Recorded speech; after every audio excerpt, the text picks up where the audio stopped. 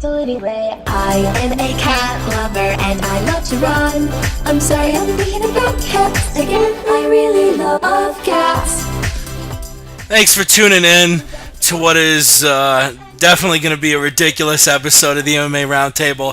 The 47th episode. We're a little short-staffed. Our boy Ray is on vacation. Our boy Chris, he's feeling a little ill. So is our boy P Money. There must be some illness going around California. Our boy Brooks, he's got to work. He's got to feed his damn family. So it's just myself and J Jeans. So we're going to be playing cat music and talking about bullshit and Ginty Nanoras and all that stuff. But we appreciate you tuning into the MMA Roundtable. We got a lot to talk about. UFC Fight Night, Nog Nelson, and the TUF Nations Finale was recently.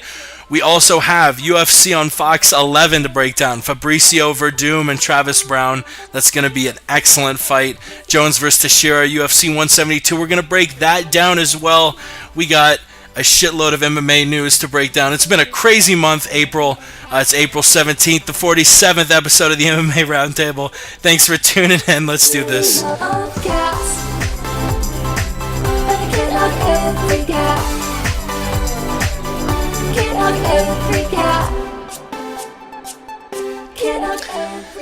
And we're playing crazy cat music because Jay has got that song stuck in my head. Speaking of, it's me and Jay Jeans. Jay, how the hell are you?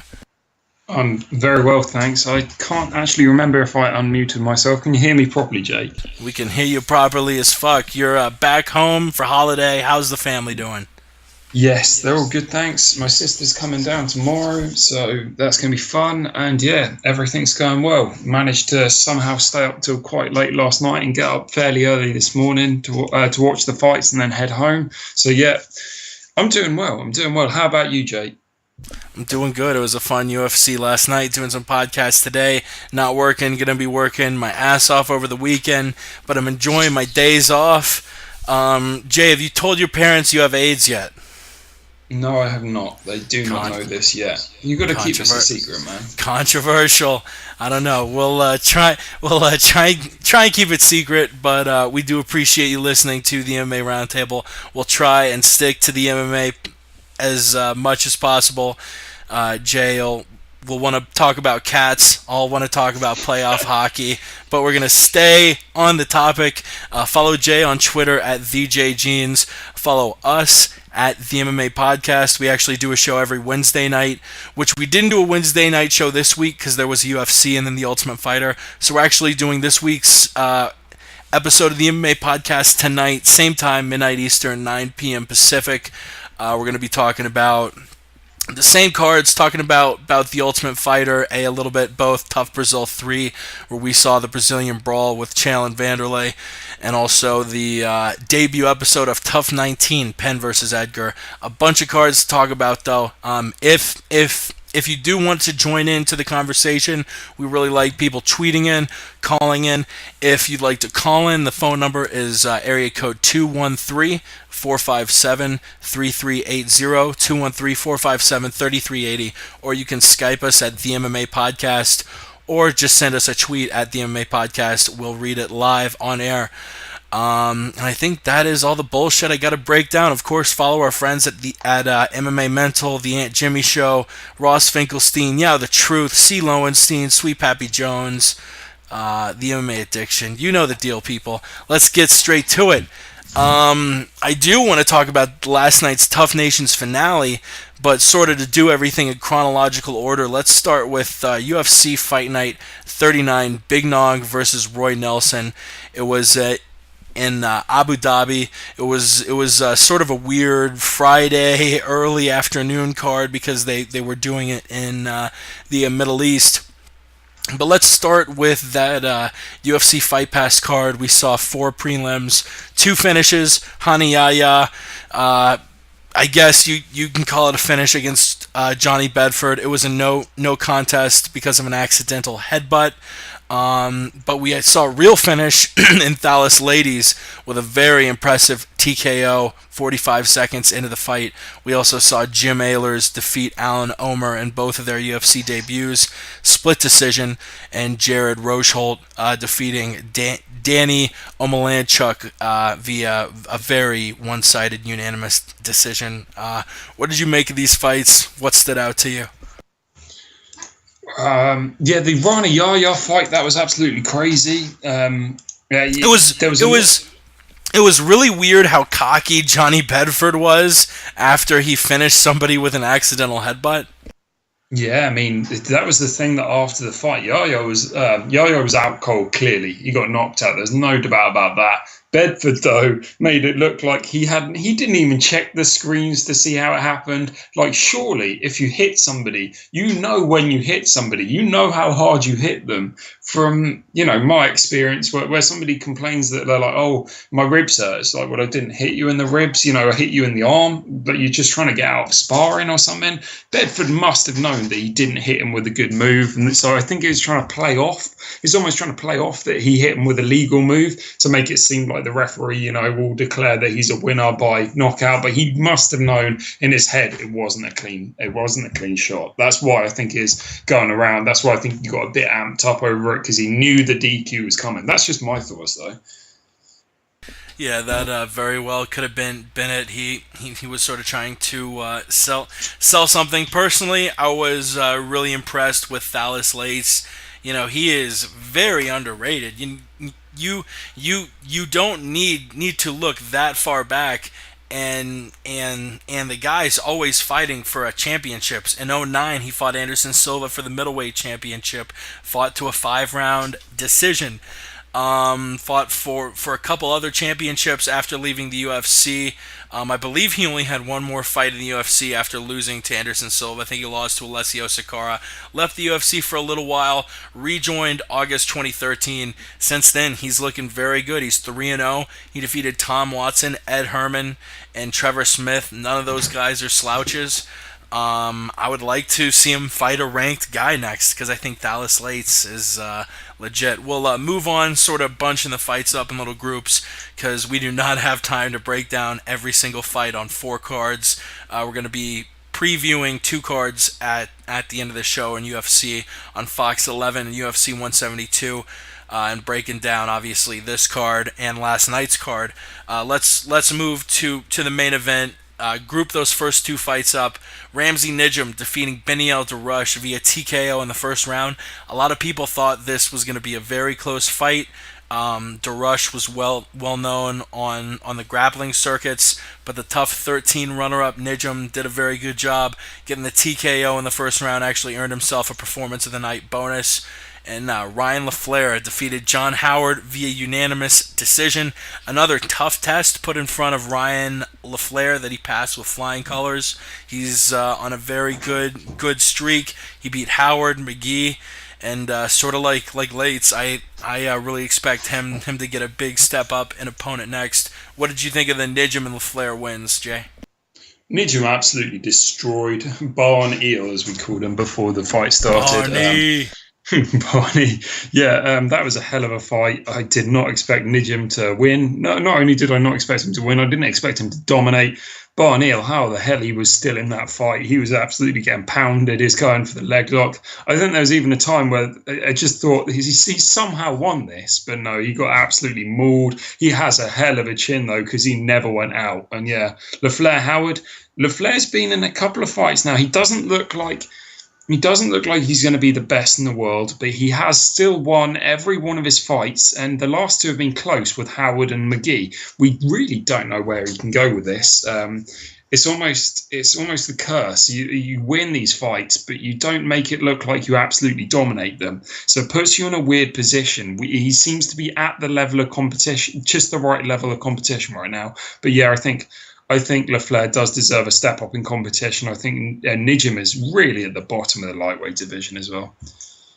Yeah, I thought Nijem's win over Darash was good, but I kind of like Thales Lates.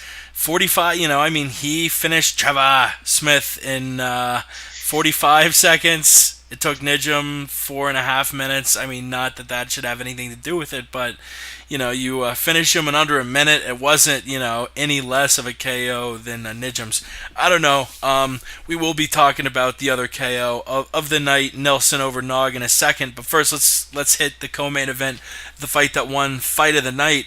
As a lot like most people looking at this card beforehand saw Guida versus Kawajiri, and that was probably the big favorite for winning Fight of the Night. It did win Fight of the Night. It was a fun fight, but Guida won it very impressively, 30-27 across the board. He called out Conor McGregor, which was interesting. Conor being much further down the ranks than Guida, but Guida with a good win over the Japanese Tetsuya Kawajiri, who himself was on a really big win streak. Guida needed this. He was 1-3 in his last 4 fights. What do you think of the match? I expected a fun fight, which is quite rare, because recently we thought seeing Clay Guida in these unexciting fights, I thought Kawajiri would bring it to him, and he did. Guida did not find it easy. 30-27 does not tell you how close the fight was. There is no doubt Clay Guida did deserve to win those 3 rounds, but that does not mean Kawajiri is dominated. This is the old case for the whole 9.5 debate and all that. The fact that Kawajiri did deserve the 9 points. There was never a round that was uncompetitive. I mean, even those 10-9 rounds, they were all very close. Clay Guida's looked good. I mean, if you look at who he's lost to and who he's beaten, he's lost to Gray Maynard. That fight was pathetic. Neither guy really won that fight, but he has got that win over Pettis, and that's a hell of a win. It's really more interesting, where does Kawajiri go from here, because he's close to retirement now. I mean, he called out Aldo on his last win. He beat that Sean guy who nobody had really ever heard of, but I think all the credit in the world to that Sean guy. That was my opinion. He looked pretty good, minus getting choked out. Had a hell of a takedown defense and everything. But what do you think? Where does Kawajiri go from here? Man, I'm not, let me actually, and sorry for the sake of pod that I'm Googling something, let me look up the featherweight ranks on Fight Matrix, because that's a really good question. I'm curious where they dropped him down to. Tatsuya Kawajiri, he got dropped down to number 26, actually. Wow. Thinking about guys who have lost recently, when is Korean Zombie going to be back? Kawajiri versus Korean Zombie would be a really fun fight. Talk about cozying up to a Chinese. I mean, both of them have awesome grappling. Both of them can strike for days. That would be a fun fight. Yeah, that would be an interesting one. Even though Chan Sung Jung's Korean and Kawajiri's Japanese, and I'm a racist. Go ahead. You've also got Nick Lentz, I suppose, but I say screw this whole Miller Conor McGregor thing. I want to see Nick Lentz lie on Conor McGregor for as long as he can have. The UFC is not going to give Lentz to McGregor next for that exact reason. They know what's going to happen. I'm very interested to see if they give Conor a top guy. I think Miller versus Conor. I think Conor would win that. Just he's got pretty good takedown defense. I don't think he'll let it turn into a grappling match, and if he keeps it standing, I think Conor does work. What about Guida? Guida is now, I don't have the UFC rankings in front of me. I'll pull those up in a second. Sorry about the poor planning, everyone. Dustin Poirier. Yeah, he also they're both coming off a win now.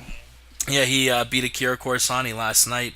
And looking at the rankings, Guida has been moved up to 8th. Kawajiri is 14th. McGregor is 13th. Poirier was 6th. So yeah, Guida Poirier would be a fun match. Actually, I'm gonna co-sign the shit out of that. Guida Poirier. Sean Shelby, if you were listening, make this fight, please. I love his job in a heartbeat. All right, we'll move on. The main event, Big Nog taking on Roy Nelson, and sort of like everybody predicted, Roy Nelson with the first round overhand right. He loads it up.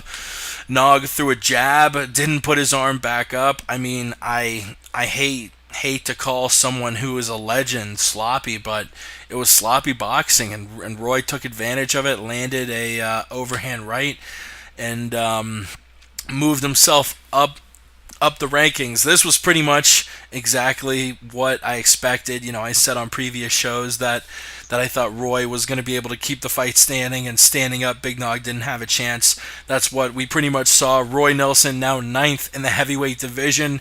What do you think about the fight? What next for Big Country? Big Country, the fight that the fans want to see and the fight that is the most fun, and I think most people out there want to see it, is Mark Hunt versus Roy Nelson. Two power hitters, both with big role. Mark Hunt's got the left hand, Roy Nelson's got the right hand. That'd be fireworks. But then I guess if you're talking about if the UFC needs to drop someone's paycheck, because Nelson's getting paid quite a lot. Another guy who gets paid a lot is Overeem. And I don't think either of those men are really worth the money that they get paid. I mean, Roy Nelson knocks a lot of guys out, but outside of that, he's got nothing. And the other fight you could make if you're trying to cut... I mean, the UFC don't seem to really like Roy Nelson. That's the impression I get. The other fight you could give him is Josh Barnett. But the fight that I think I really want to see most is Roy Nelson versus Mark Hunt. But I would love to see Overeem get knocked out by the big right hand. And Nelson and Hunt both, not only can they load up and punch with knockout power, they both have iron chins. Both of them could take 5 to the head, 10 to the head, 15 to the head. It doesn't matter. They're God, that would be a stellar war. I guess if you don't have anything else for UFC Fight Night 39, let's move on to last night's card, the TUF Nations Finale. Let's break down those first 8 fights. Actually, I kind of want to keep it going. We had 4 on UFC Fight Pass, 4 on Fox Sports 1. Obviously, you don't need to break down every fight. Just let us know what you thought. The first 5 fights actually were all decisions, going to Mitch Gagnon over Tim Gorman, Richard Walsh over Chris Indich, Nordine Taleb against Vic Grujic, Mark Bocek over Mike De La Torre, and George Rupov over Dustin Kimura, in which was the first fight on the Fox Sports 1 prelim. The other 3 fights we saw were a quick Ryan Jimmo first round KO over Sean O'Donnell that won him a performance of the night. Sarah Kaufman winning via unanimous decision over Leslie Smith, and another performance of the night where we saw KJ Noons finish Sam Stout 30 seconds into the fight with a stiff punch.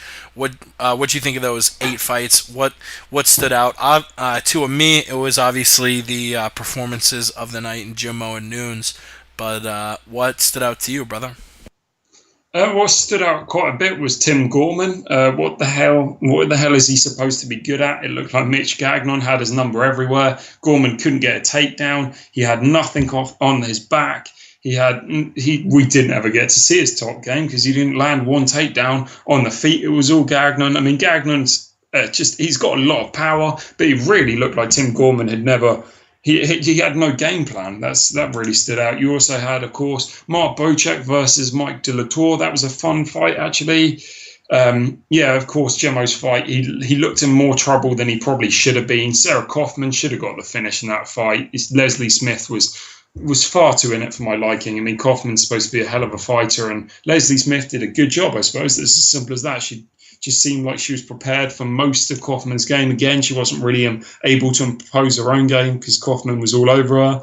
And then finally, I don't think anybody expected KJ Noons to get the knockout over Sam Stout. I mean, we've seen Sam Stout get beaten by McDessie and other strikers and such, but we've never seen him get finished that quickly. Yeah, that was a hell of a fight. Good shout on that. That was awesome. Let's break down those first 4 fights on the Fox Sports 1 card up to the main event. We'll talk about Kennedy Bisping, which was an eye-opener for a lot of people. Dustin Poirier defeating Akira Corsani. Poirier was a huge favorite, kind of as expected, even though that first round, Corsani was landing some stiff punches and looked for a moment like he really was going to make it a fight. But Poirier ended up landing a stiff shot in the second round that put Akira down. He was able to finish the fight 42 seconds into that second round. Chad Laprise winning the welterweight TUF Nations final over the favorite, Olivier Aubin Mercier. Laprise was the underdog in that one. Split decision, 28-29, 30-27, 30-27. And we saw Elias Thurido defeat Sheldon Westcott. Second round TKO. At one point, he actually stopped grappling and looked up and waved hi to his mom, who was actually in the crowd. Pretty boy, the ladies love him. We'll see if he actually can have any success in the middleweight division, how he matches up against the UFC talent. Speaking of UFC talent, the two coaches of TUF Nations, two guys with a lot of UFC fights under their belts, Patrick Cote and Kyle Noak, the Canadian against the Australian, and we saw two TUF Canada winners, and the TUF Canada coach also took it home. Cote defeating Kyle Noak via unanimous decision, 29-28, 29-28, 30-27. I'll let you lead off of these four fights. What stood out? Poirier versus Akira Corsani ended up winning fight of the night, so Corsani was awarded a little bit for that bit of striking in the first round. What'd you think? The Akira Corsani fight was actually, I fucking loved it. I won't lie. You know, I'm a huge fan of him. Yeah, I mean, Poirier was always going to win that fight. He's a major favourite. But I think Poirier at some stage in the fight kind of looked at him and went, fair play, you know, you're in this fight.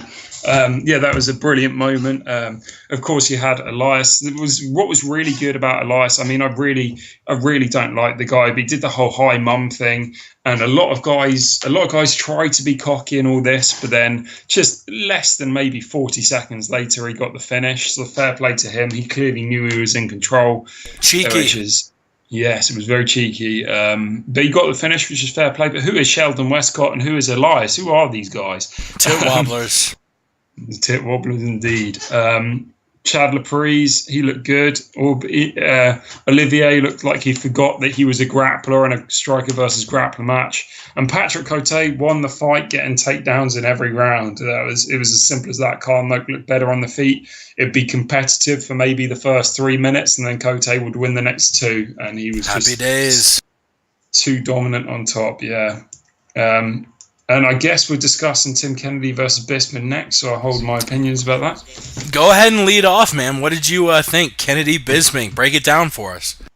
We heard that Tim Kennedy injured his fight after injured his hand after the fight. We weren't really sure, but I mean, the first round, it looked like Kennedy might be able to be the first guy to properly out-grapple Bisping. In the second round, that's where we find out later that Kennedy breaks his hand, and he kind of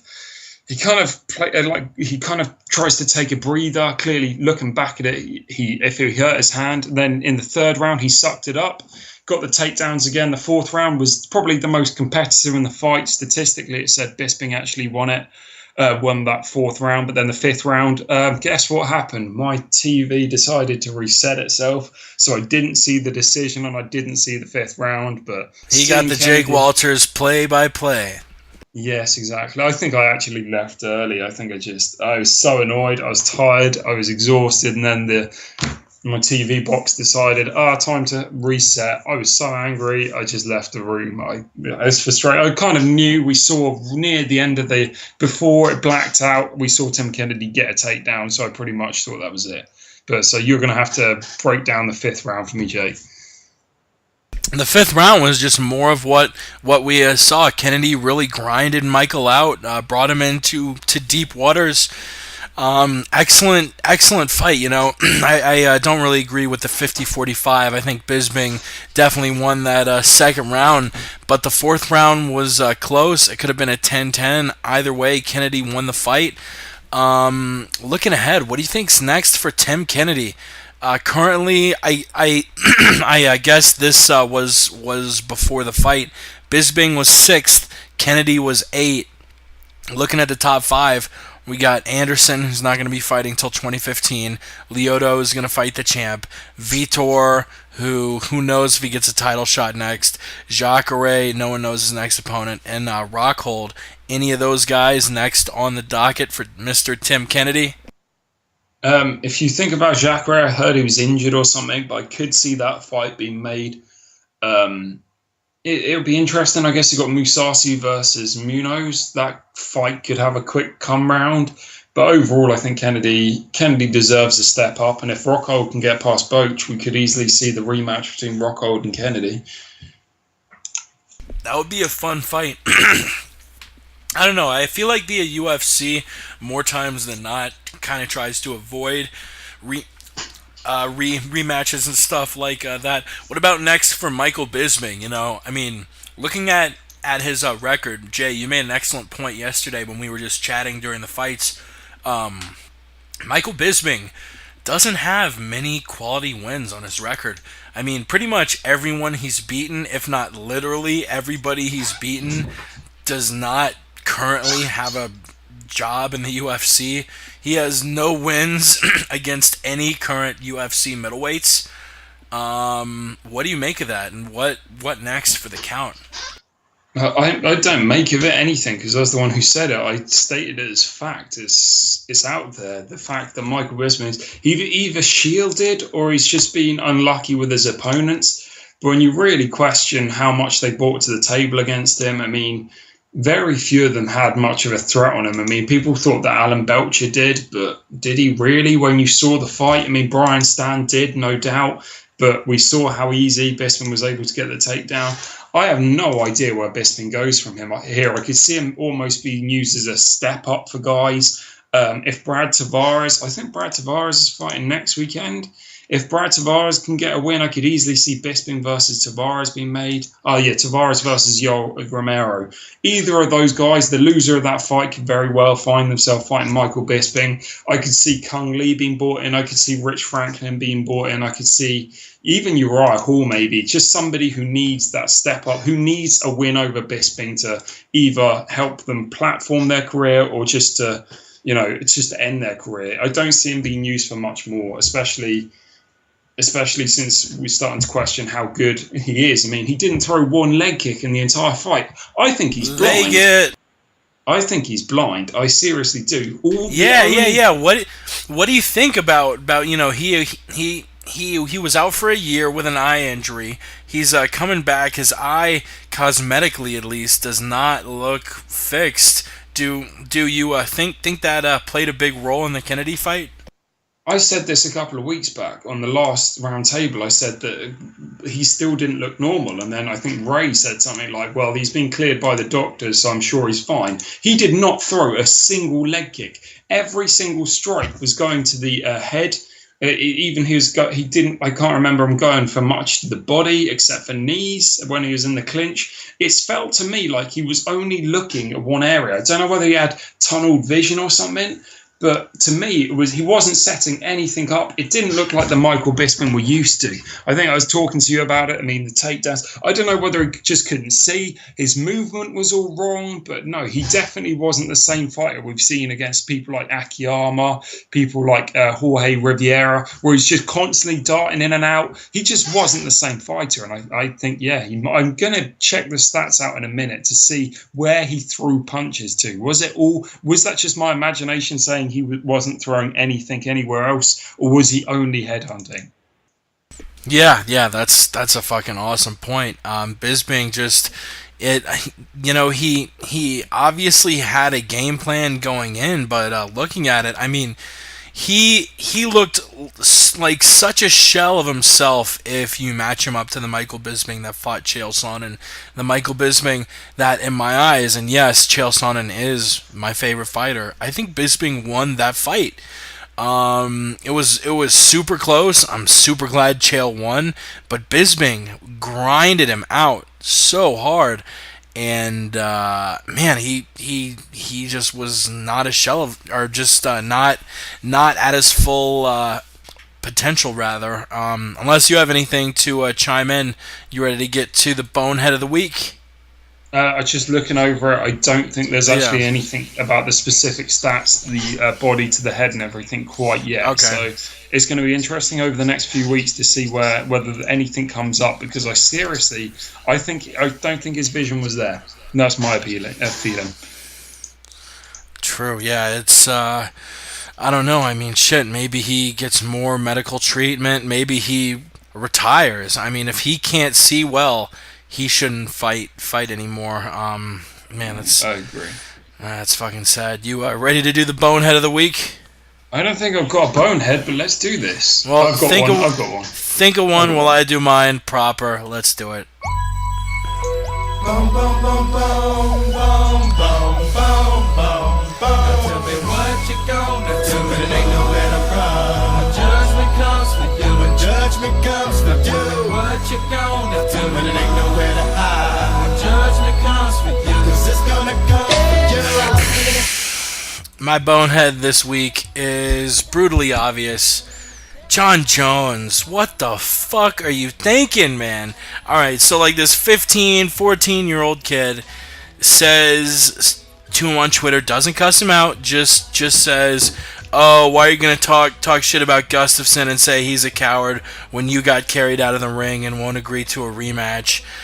Jon Jones goes on this kid's Instagram and like on 5 of his pictures writes, fag boys, oh, you must be very messed up sexually, fag. And then, where he fucked up, John, when you go on and you troll people like that, after you're done, you gotta wait 12 hours, cool off, get a new phone, say your phone was hacked. Jon Jones posts a selfie of himself right after he does this, and then claims he's hacked.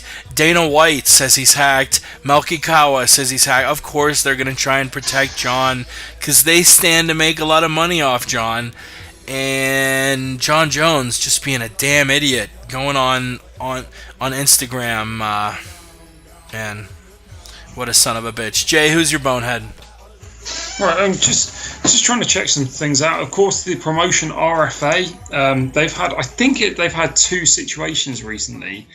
I'm just trying to double check now whether that's actually confirmation. There was recently had some controversy as a fighter who was fighting for the title in the 4th round. He was really dizzy. He got rocked in the round. He went back to his stool and he collapsed. And the doctors let him continue fighting. He was on the stool, and then he just rolled off as the doctors were all talking, and they had to get him back up and put him back on the stool. Now, I'm just double checking. That is my bonehead, but I think this might be the same promotion who just one event before had somebody die on there. No, that was EFC. Okay, so RFA. Well, is it the same? Okay, my bad. Right, I can also... EFC is an African promotion. RFA is actually a promotion run by Ed Soares that is fed a lot of people recently into the UFC. Sergio Pettis, Zach Makovsky, all were fighting in the RFA before they got brought up. There is no doubt that I think it was Matt Manzanares, the guy who won Matt the Manzanares. fight. It's funny. Manzanares, actually, I saw live Zach Makovsky beat Manzanares at RFA 11 in Denver, and Makovsky left, and Manzanares, who's a great fighter, ended up fighting for that belt. Sorry? There is no doubt that, he deserves everything that... he deserves all the credit in the world, but the doctors needed to sort that out. But just imagine how much of a comeback story that would have actually been. A guy properly faints, blacks out during the timeout, during the minute rest, and he still comes back to win it. But no, Matt deserves all the credit in the world. He did do a good job in that fight, but I don't know what the officials were thinking. So that's my bonehead, the officials. We also have somebody tweeting in a bonehead, our boy Davey Boy. Follow him on Twitter, DAVEI_BOI. And his bonehead of the week, and he even gave the hashtag bonehead of the week. It's Nick and Nate Diaz. They're making ridiculous demands, ridiculous claims. And look, I get you guys are both marketable, but in order to get title shots, you have to win fights. And Nick and Nate, you should be happy because you don't need to win as many fights as most people. You can win 1 or 2 fights, the UFC will throw you a bone. Just like they've thrown both you bones in the past. They know you are fucking great fighters. And, no pun intended to throwing you bones in the bonehead of the week. But you just can't ransom them off and say, oh, I won a title shot. Yeah, your boy Gil did it, but guess what? Gil deserves it. And until both of you guys get another win on the record, you don't deserve a title shot. And I mean, I really want to see them both fight because they both kick ass, and they'll probably win their next fights. But them making these demands, as a fan of them, I want to see them fight. I don't want to see them make crazy demands. We actually have another tweet in from our boy Trevor Phillips, who tweets, "Bonehead of the week, you two cunts." Thank you, Trevor Phillips. Trevor. How insulting. That son of a bitch. And that does it for Bonehead. Oh shit! Another tweet. Davey Spears. They threw Uriah Faber 3 bones. I would say yes, they are pretty favorable to him, but they aren't. Each time he's gotten a title shot, you could argue that he was at least the top 1 or 2 contender, maybe. I don't know. The UFC throws him bones pretty much because he kept the WEC alive for a while there. If it wasn't for Faber, I don't know if that promotion would have lasted as long as it did. But you are right. I can't deny that they've thrown Uriah Faber a lot of bones. Speaking of throwing bones, speaking of the scrap pack, Gil Melendez, Nick Diaz, Nate Diaz, the 4th member of the scrap pack, Jake Shields. The UFC's not throwing him any bones. The UFC, his contract expired after the fight against Hector Lombard. If you would have asked 100 UFC MMA fans, would the UFC re-sign Jake Shields? Of course they're going to re-sign Jake Shields. He's got some of the best jiu-jitsu and mixed martial arts. He's put on impressive fights. He's beaten Carlos Condit, Tyron Woodley, Robbie Lawler. The UFC releases him. Do you think this was a bullshit move? What do you think about it? What do you think about Jake's future? I know you're a fan of his. Break it down. Give us the anger. The UFC cut your boy. It's absolutely crazy. There's no doubt that he had a debate with Martin Kampmann. A lot of people thought he lost that fight. A lot of people thought he lost the Damian Maia fight. A lot of people thought that Tyron Woodley won that fight. A lot of guys are arguing all of his losses. I mean, you can even argue the Akiyama fight. But at the end of the day, he got the job done. Every time the judges scored it in favour of him. He beat Tyron Woodley. That's a hell of a win. When he beat Damian Maia, he was on a win streak. He had wins over Stun Gun. He had wins over just about everybody in the world. I mean, and then he loses to Hector Lombard. Looking back, yes, Hector Lombard was the ideal opponent. We saw Akiyama use the judo against him. Akiyama lost to Jake Shields and then went into hiding. That's how bad Jake Shields beat him on the feet. If you get beaten on the feet by Jake Shields, you need to go into hiding because nobody knows where you are. Suddenly bench. Then you've got, so he loses to Hector Lombard and they cut him. So he loses to a top 5 welterweight and they just straight out cut him. It's absurd. I can understand why they do it. They're trying to promote this exciting brand image and all this stuff. But really, Jake Shields could beat 100 of the guys they've just employed. I mean, they've employed those tough Japan guys. Who are they? They wouldn't last. Like, Jake Shields doesn't get finishes, but who's he fighting? He's fighting guys like Damian Maia. You can't submit him. Very few people, even Anderson Silva, could knock out Damian Maia. How are you expecting Jake Shields to get the finish over him?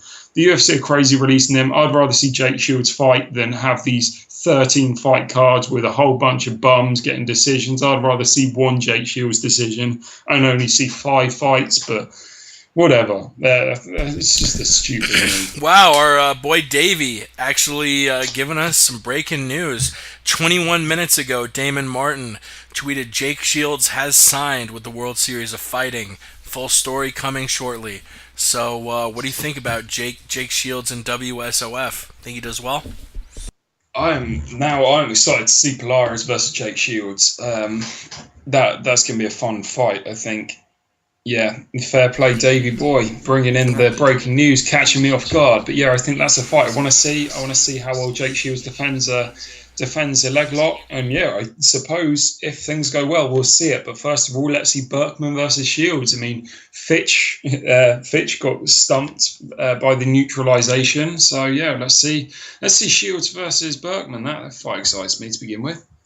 World Series of Fighting slowly but surely becoming the number 2 organization. You know, they have Fitch, they have Palhares, they have Shields now. They signed Yushin Okami. It looks like Bellator is more in it for the cash grab. You know, the popular guys who might not have that much left in the tank, like a Tito or a Rampage. Yeah, honestly, I think they've just gotten lucky. They've known to not have good practice with fighters. They don't treat fighters well. Honestly, I think by either the end of this year or next year, World Series of Fighting becomes easily the number 2 MMA organization. Pardon me, out there. But the number 1 for now and looking forward will be the UFC, will be Zuffa. And speaking of Zuffa, we'll change topics. Zuffa covering George St. Pierre's knee surgery. Even though his contract is frozen, they were not contractually obligated to take care of GSP's knee, but they're going to do it. What do you make of this? Is Zuffa trying to mend fences? Is this a pure act of goodwill? GSP with his knee injury, his trainer Faraz Zahabi has said that this is sort of lit a fire under GSP's ass, and might make him hungry to fight again. I do want to talk about GSP's future. What do you think he gets when he gets back? Because we actually briefly spoke about this yesterday. But first, let's just talk about the UFC's motive. They had no obligation to pay him. They paid for his surgery. What do you make of that? Fair play on them. They didn't have to. I think he's been one of the biggest pay-per-view stars over the last, one of the biggest. I mean, the biggest is Brock Lesnar, of course, but fair play to them. They didn't have to. I think they did it out of goodwill, as you said. I don't think it is trying to mend fences. I think he probably went to Dana, said, I've got a knee issue. And then he probably said, do you plan on coming back? And GSP probably said, yeah. And Dana probably paid for it, as simple as that. If he plans on coming back, I don't know why they wouldn't. I just out of interest, do you know if Hall of Famers get that sort of coverage? Because we had guys like Bonner and Griffin. Do they get that sort of cover? I think if you are an employee for the UFC and you sustain injuries while working for the UFC, you get some sort of workers' compensation. I know back when I worked with an NFL team, that team took care of retired players' medical bills that went back to injuries sustained when they worked for them. So it's probably something like that. If you got injured under the UFC banner, whether you need surgery immediately or it's a long-term sort of thing, I think legally the UFC's got to pay workers' comp or some shit. Yeah, frozen or not, I think he's still under contract. He's still probably got a couple of fights left, so there's something probably behind the scenes that they had to pay a proportion of it. So I don't think it's all well and good. But yeah, definitely the big question is who he's going to fight. I am hearing George St. Pierre is going to come back summer or fall 2015.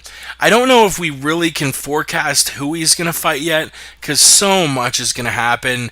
Johnny might fight once or twice for the belt. Who knows if Johnny will still be the champion?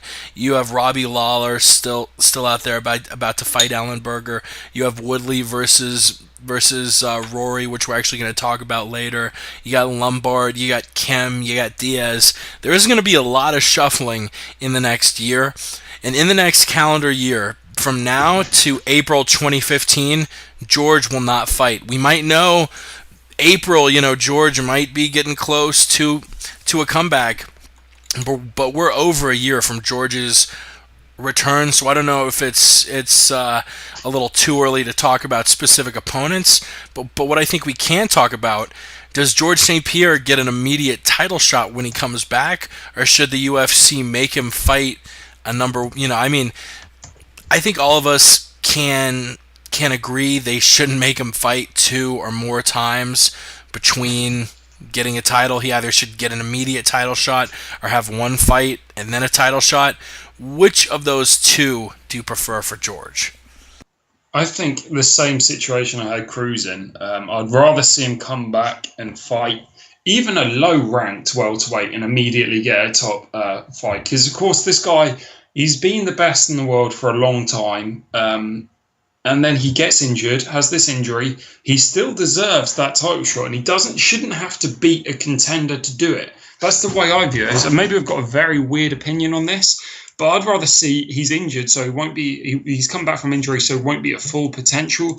But I see no harm in him fighting a top, 5 to 10 instead of 1 to 5. I mean, we don't know how good he is, whether he's a shell of himself, former self, like Crocop was after the Gonzaga knockout. I mean, some guys, sometimes they get injured and we don't know where they're at. So in my eyes, yeah, especially if he's coming off this long, not only a physical injury, but a mental, the stress or whatever, I have no problem with him fighting. I'd rather see him fight a low-ranked top 10 guy than jump straight in against the Wolves.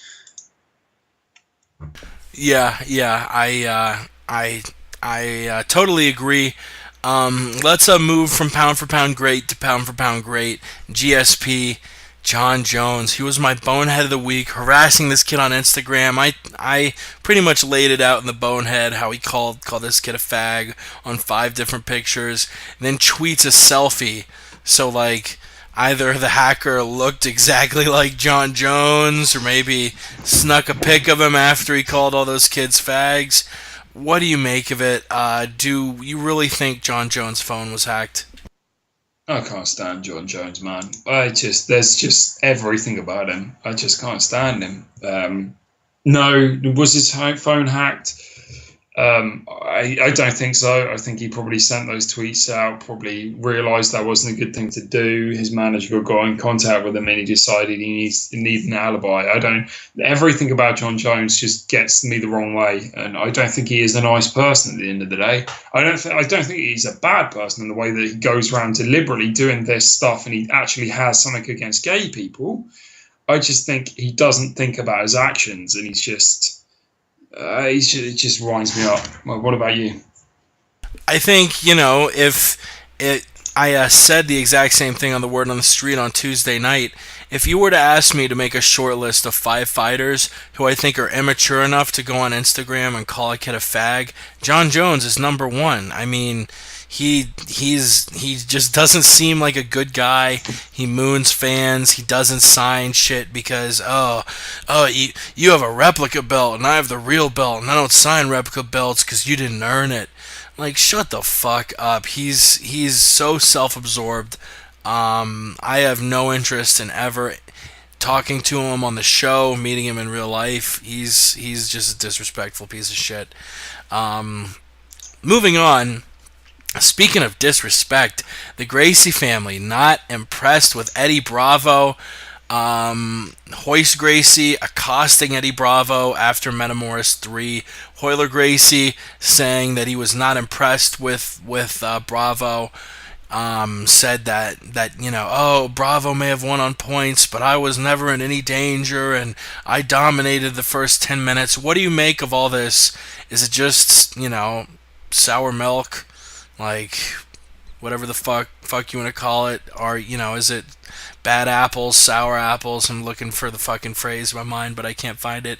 The Gracie family. I mean, I have a ton of respect for them, but I would like them to just shut the fuck up so that doesn't go away. Yeah, I agree. I'm fed up of hearing about this Eddie Bravo Gracie thing now. It's over. Bravo won the first one. Bravo probably would have won the second one, but the stipulation was draws. So Gracie's, you lost. You never got a win over Eddie Bravo. End it. There you are. Give him some respect. You're right. They're going to lose their own credit eventually. And whether it was already lost by Tim Kennedy taking him down and backpacking him, whether it was Royce Gracie getting beaten by Matt Hughes, they still had a lot of credit going into these things, but every time they open their mouth, it gets a little bit lost. And that's a shame because you've still got the guys like Henzo, who seem like really legitimately nice guys, but then you've got the others who are really letting themselves down. I'm just fed up with hearing about this, to be honest. I feel the same way. I just want this topic to get to bed. It's Bravo won. That's it. He won twice. Doesn't mean 10th Planet is better than Gracie. They're both amazing. But it means Eddie Bravo beat you twice and beat you legitimately twice. He finished you once, and in the other fight, he dominated you. Let's move on. Clay Guida in the co-main event. of that fight we broke down, defeating Tetsuya Kawajiri. He calls out Conor McGregor. He wants Conor. Are you interested in this fight at all? I'm interested in absolutely anybody fighting Conor McGregor, especially the guys who wrestling. I mean, Kyle Miller, I couldn't care about seeing. I think we've already discussed this. Dennis Bermudez, that fight would interest me. Nick Lentz, that fight would interest me. Clay Guida, that fight would interest me. Chad Mendes, that fight would interest me. Anybody, Ricardo Lamas, Frankie Edgar, anybody who's going to go in there and land a takedown and just lie on him for 15 minutes, that fight interests me. Yeah, it's... the featherweight division is an exciting one. Conor is an exciting fighter. There are a lot of different challenges for him, and he's got so much hype. It's really interesting to see whether or not he's going to back it up or not. Let's move on to 4 fight announcements before we get to Guess That Tweet. The first one, a welterweight match at UFC 173, Robbie Lawler and Jake Ellenberger, a couple of swingers. I have Lawler, but I think it's going to be a hell of a war. I think a few years ago, Ellenberger could have won this fight with his wrestling, but Lawler's wrestling has just gotten better and better and better, and I think the fight stays standing. I don't think we see another snooze fest like Rory versus Jake. I think Lawler gets the job done at UFC 173 in May. I agree. I'm curious as to whether Robbie Lawler will get the finish. We've seen Ellenberger gas later in fights. I know that he's having a hell of a training camp right now. I know one of our boys from the playground, Chris Martinez, he's really up on Jake Ellenberger's camp right now. It looks like he's got a phenomenal camp, but at the end of the day, Lawler's just looking excellent. And I think Lawler is going to work his way back to that title shot. Yeah, Lawler, if you told me a couple years ago that Lawler would be fighting for a UFC title, I'd say get the fuck out. Now, I wouldn't be shocked if he got another shot. He's a hell of a fighter. Moving on, a fight that we heard from Dana White today would not be a title eliminator, which is kind of a surprise. Rory and Tyron, most people thought that the winner will obviously get the next shot at the welterweight title after Johnny returns from his bicep surgery. Apparently not. Dana said nothing's guaranteed, but we will see Rory and Tyron go at one another at UFC 174 in June in Vancouver. Who you got in this one, and should the winner get the next welterweight title shot? Yes, I don't know where he's getting this information from. I mean, Rory McDonald's last losses have been Robbie Lawler, who just fought for the title. Tyron Woodley's only loss in the UFC has come via Jake Shields. Condit just lost to Woodley. Who else is there? Jake Ellenberger. He's Nick Diaz. Nick Diaz. Oh, yeah, true. Nick Diaz and Hector Lombard, I guess. But come on, son.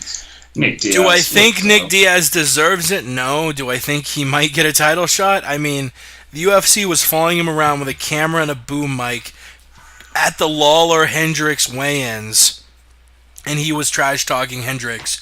Why get that footage? I think they might make a Diaz versus Johnny Hendricks match.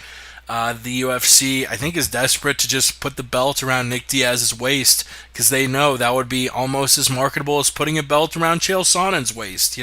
Both of these guys have got a lot of marketability, a lot of money. When it comes down to it, the UFC is a business.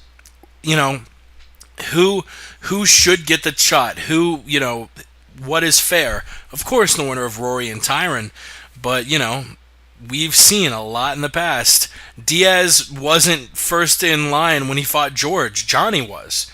So it's we'll definitely see what happens. Talking about sort of a convoluted title picture, the women's bantamweight. We did not know whether the UFC was going to bring in Holly Holm, whether they were going to bring in Gina Carano, whether they were going to bring in Chris Cyborg. We haven't seen any of those acquisitions yet. Apparently they met with Holly Holm, and Holly Holm did not agree to, I think they offered 15 and 15, which is pretty low. Less than she was making in boxing, way less. Cyborg, I think they want to see Cyborg make the move to 135 before they sign her. And Carano, I think Dana has met with her. I don't know what's come out of it. Kat Zingano, She isn't going to be fighting for a while, according to Dana at last night's press conference after TUF Nations. You know, she had that injury and she's dealing with a family tragedy. You know, she's got a kid who I'm sure she wants to spend a lot of time around, and I don't think wants to be spending most of the day in a training camp. So whenever Kat's ready to come back, she'll come back. After those women, I think Alexis Davis makes the most sense. I think Ronda Rousey wins easily. This will probably be the co-main event at UFC 175, aside from Weidman and Lyoto. Who you got, Rousey versus Davis, and who do you want to see Rousey fight the most? Rousey first round submission armbar. As for who I want to see Rousey fight next, you've pretty much summed it up. I think most people want to see Zingano, but before Zingano, I do want to see Cyborg. But if Cyborg can't make the cut, that's fine with me. Zingano, yes. If Cyborg can't make the cut, Zingano. After that, why not Carano? If after that, probably Home, but these fights really don't interest me. It's either Zingano or Cyborg, and after those two fights, I could not care. Rousey will beat anybody else. The division is so weak. You've got Jessica Rakosi at 15th. Is that the girl who had like 3 wins or something like that? Yeah. Yeah, that's who lost to Juliana Pena in the TUF finale. Yeah, that's also her fight. The record in the UFC roster says it all. She's 1-4. 1 win, 4 losses, and she's 15th in the division. Come on now. Come on now, son. Yeah, what the hell is going on? Jay Jeans has Ronda Rousey, and to quote Jay Jeans, "I'm down for whatever. When it comes to you, I will make love on the floor." And that's the checklist. If you do want to call in, the phone number is 213-457-3380. Break down what we're breaking down. If you want to join in on Guess That Tweet, which is going to start in just a second, or break down these UFC on Fox, UFC 172 cards, 213-457-3380, or the MMA podcast, or just tweet us like our boy Davey Boy and our boy Trevor Phillips has been at the MMA podcast. Speaking of Twitter, our boy Ramses, which is a solid follow. Follow him on Twitter at the Aunt Jimmy Show. He just tweeted out, "Every time I try to watch porn now, I just end up muttering to the girls on screen, 'Look at the state of ya.'" Thanks, Bisping. Fucking hilarious. Also, a bit of news we learned at today's UFC on Fox 11 press conference, which was held not at the Amway Arena, not at the Orlando Convention Center, at Shaquille O'Neal's house. They did the presser at Shaq's house for UFC on Fox 11. Oh shit, Davey Boy's calling in. Davey Boy, what the hell's going on? Hey, what's happening, guys? It's actually not much over here. It's actually I have the day off today. It's actually Good Friday over here sick. in Guam. You guys celebrate Christianity and stuff. Sick. Well, we're doing a double header of podcasts today. We're doing this one and, of course, the MMA podcast at midnight Eastern tonight. If you're around for that, we love breaking shit down. And follow Dave on Twitter, like I said, DAVEI_BOI. The last bit of news we had to break down: Jose Aldo versus Chad Mendes 2 in late summer, early fall. You tweeted at us. It was one of the things Dana announced at that UFC on Fox 11 presser. Mendes does make sense in my eyes, at least for Aldo Mendes 2. So I'll throw it to you first, Dave. Aldo Mendes 2, who you got in this one? Does Mendes have a shot? Mendes does have a shot, actually. I mean, it could be the same concept of when Matt Hughes fought GSP the first time and won by armbar, and GSP, came back up to the ladder and stuff like that, fought Matt Hughes again. I see Chad Mendes doing the same thing. I mean, he was coming up the ladder, after his Jose Aldo loss, and just coming up the ladder and dominating, knockout after knockout after knockout, and he is determined to get that shot, and he's got it. So I can see Chad Mendes really being smarter with his wrestling game, throwing in the clinch and stuff, and grinding Jose into 5 rounds. Because even in his fight with Ricardo Lamas, which was lackadaisical in both fighters, but you see Jose, kind of teetering out in the 5th round and stuff. So I could see Chad Mendes really just trying to grind him out. So I got Mendes either by knockout or decision on this one. What about you, Jay? Jose Aldo taking on Chad Mendes for the featherweight strap. It is interesting. Dave mentioned some brilliant points there. I mean, he has been knocking everybody out, and Aldo is almost slipping off the radar. But at the end of the day, I think Aldo's just more diverse in his striking. I mean, Mendes has got the punches clearly, but Aldo's wrestling, defensive wrestling, is pretty solid. I reckon it gets contested on the feet again, and I reckon especially with Dwayne Bang Ludwig gone, I've lost a lot of faith in these alpha male boys. They're not going to get the same sort of kickboxing training that they were hitting. I'm going to pick Aldo by decision. Good point. Aldo by decision. Man, I want to wait a little bit because my heart is honestly going with Chad. Chad has turned it up since the first fight, and let's not kid ourselves. The first fight won off a little bit of cheapness. Aldo used the fence to turn himself. That wasn't totally legal. I think Aldo still would have won. He was looking very crisp in that first round, but we never know. And actually, before we get to guess that tweet, because I forgot to give my pick for Rory versus Tyron. I don't know if Jay did, and we didn't hear from Davey, but Rory McDonald versus Tyron Woodley. Everyone's assuming it's going to be a title eliminator, but Dana said, maybe not. Either way, who do you have? McDonald Woodley. We're going to see that at UFC 174, the co-main after Johnson Bagatinov. Davey? It all depends on which Rory McDonald comes out. Because, I mean, if you look at Tyron Woodley, he has the same knockout power as Jake Ellenberger, and we've seen what happened when Rory fought Jake Ellenberger. It wasn't a great show. So, I mean, it really depends on Rory. How is he going to fight and stuff like that? Is he just going to make it a boring fight? Or is he going to go out there and try to take Tyron's head off? But, I mean, with that being said, though, like I said, I called the Condit and Woodley fight, and I said Woodley is going to throw some power. And that's the same thing I think that he's going to do against Rory. You cannot stop that man. When he throws something, it comes with so much force. I don't know if Roy can counter that. I don't know if he could counter enough to where it would not overwhelm him. I mean, he was getting overwhelmed with Robbie Lawler, so it really just depends on how his game plan is going up against Tyron Woodley and how Faraz can, formulate something to where it's a win for Rory. But I don't see that happening. I think he's going to get overwhelmed by Tyron's power and his speed. So I'm going for Woodley. Going with Tyron Woodley. What about you, Jay? I got the same thing. I mean, they're both training. Robbie Lawler. I should put a bit more context on that.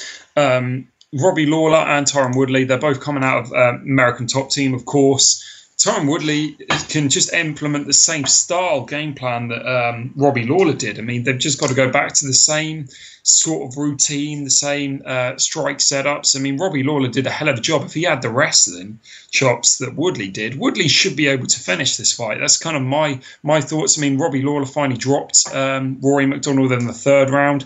If Tyron Woodley did it early enough, I think he could easily clip him and land some early shots. Of course, Woodley hasn't got as much power in his legs as Robbie Lawler does, in terms of kicking and that sort of thing. But Woodley has got some explosion. I think he's going to be able to mix it up. And the thing about Jake Ellenberger is he's a very patient and cautious fighter. I mean, we saw how he approached Diego Sanchez and that sort of thing.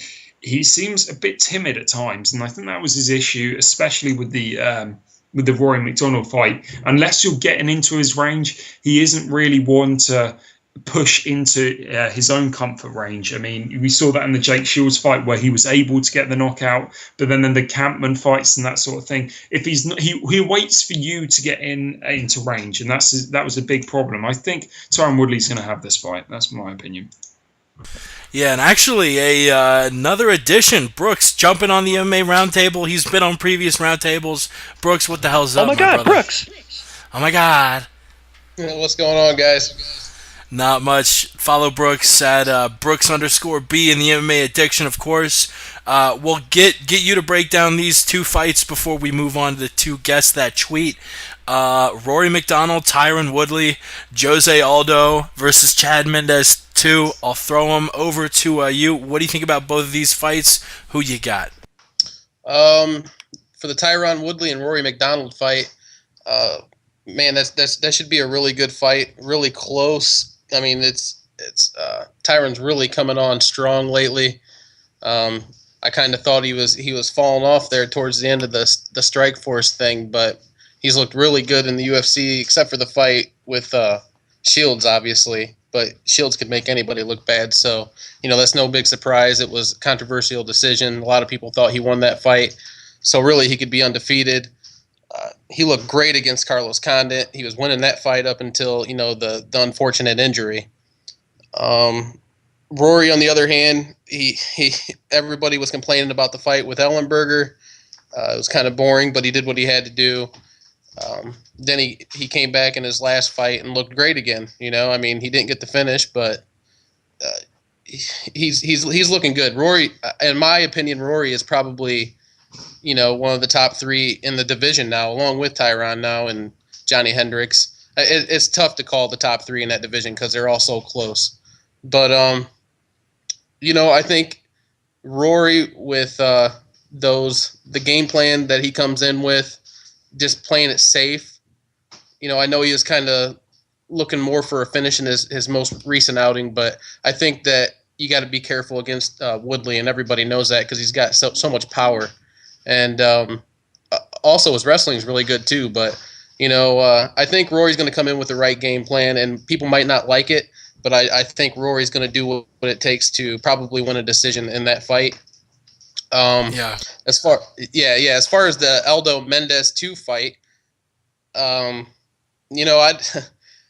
don't think, I mean, the Nova União guys, they just got this thing to where the wrestlers, they can't beat those guys. It doesn't matter who it is. I mean, he might last a lot longer than what he did in the first fight, but I do not really see a different outcome in that fight. Maybe he might last to a decision. As a matter of fact, I'll go ahead and say that he lasts to a decision, but I have no doubt in my mind that Jose Aldo wins that fight. He's just the best at 145, and I don't see anybody beating him right now or for a long time. He's going with Jose Aldo as well, just like Jay Jeans. That'll be a fun fight. We'll probably see it late summer, early fall. And I guess without any further ado, we'll get to guess that tweet. And if you're not familiar, Davey, I think this is the first time doing it. We do it back and forth. Oh boy. It'll be Brooks, Davey, J. Then the next round, J, Davey, Brooks. Then Brooks, Davey, J. Guess that tweet. I'll read off a tweet, and you got to guess who tweeted it out. So let's get straight to it. Guess that tweet. The MMA Roundtable 47. And I got a bunch of tweets ready. And let's get straight to it. The first tweet. It isn't just a tweet. It's actually the guy's Twitter bio. So whose Twitter bio is this? UFC fighter, artist, adventurer, avid recycler, pancake enthusiast. Which fighter is this? A. Akira Kurosani. B. Patrick Cummins. C. Michael Chiesa. Or D. Andre Fili. Brooks? I'll go with Michael Chiesa. Who do you think it is, Davey? That's PC. That's the Durkin. Who's going with the Dirk? Jay, who's your guess? My guess would be Patrick Cummins. So we got 2 going with Cummins. Brooks going with Chiesa. It was not Chiesa. It was not Corsani. It was not Andre Fili. Davey and Jay get the point for Patrick Cummins. PC, he is a pancake enthusiast. Sweetness. Fucking cheaters. Let's move on. Question 2. No, Caesar. Sorry, I misread that. Let's start over. Tweet number 2. No Caesar the Dog Whisperer for the Doberman at CB Dalloway. So who tweeted no Caesar the Dog Whisperer for the Doberman?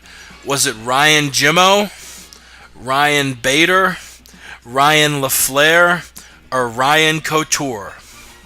I'll go with Ryan LaFleur. Who you got, Dave? I'm gonna go with Ryan Bader because they're teammates. Good guess. Yeah, I good agree. guess. Yeah, I'm going with Ryan Bader also, and I have no clue what that even means. It was not Ryan Couture. Sorry, Jay. It was not Ryan LaFleur. It wasn't Bader either. It was actually Ryan Jimmo who said no Caesar the Dog Whisperer for the Doberman. So the point goes to the host. I'm on the board. 1 point for all of us except Brooks. Brooks, get on the board, damn it. Third tweet. At UFC. I hate seeing guys turn down fights. At Alistair Overeem. I smell tuna. Hashtag coward. Was it Jared Rochold, Roy Nelson, Derek Lewis, or Anthony Njokuani? Brooks? Wow. Geez, I don't see Roy Nelson saying that. I don't know. Fuck, I'll go out on a limb and say Njokuani. Dave? Roy Nelson. One Nelson, one Njokuani. Jay, who you got? Who are the other two? Jared Rochold and Derek Lewis. I will go with Jared Rochold if he even has Twitter. Well, I can say it was not Anthony Njokuani. Sorry, Brooks. It was not Roy Nelson. Sorry, Dave. It was not Jared Rochold. I'm sorry, Jay. Another point goes to the host. It was Derek Lewis. Who the fuck is Derek Lewis? Some dude. Fair enough. It was Derek Lewis. Actually, in all honesty, I did not compile these tweets. Chris did, but Chris is feeling sick. Shout out to Chris. He was going to be on today's roundtable about an hour before the show. He said he was feeling really shitty, but he had compiled tweets and he just sent them along. So to be totally honest, who the hell knows? So hang on. Doesn't that mean Chris will win the game then if he compiled the tweets? No, you gotta be on the show to win the game. Unfortunately, those are the rules. Tweet number 4. Let's not get cocky, people. That's all it is. Let's not get cocky, people. Is it A, Michael Bisping, B, Miles Jury, C, Tanya Evinger, or D, Felice Herrig? Who are these people? I don't even know half of them. I will go with Felice Herrig because that's the only person I think I know. Who are the first couple? Hang on. Michael Bisping and Miles Jury. Oh, who's the other one?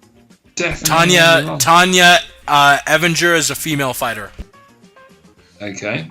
I will go with, I'll still stick to Felice Herrig. Dave? Wait, what was the question again?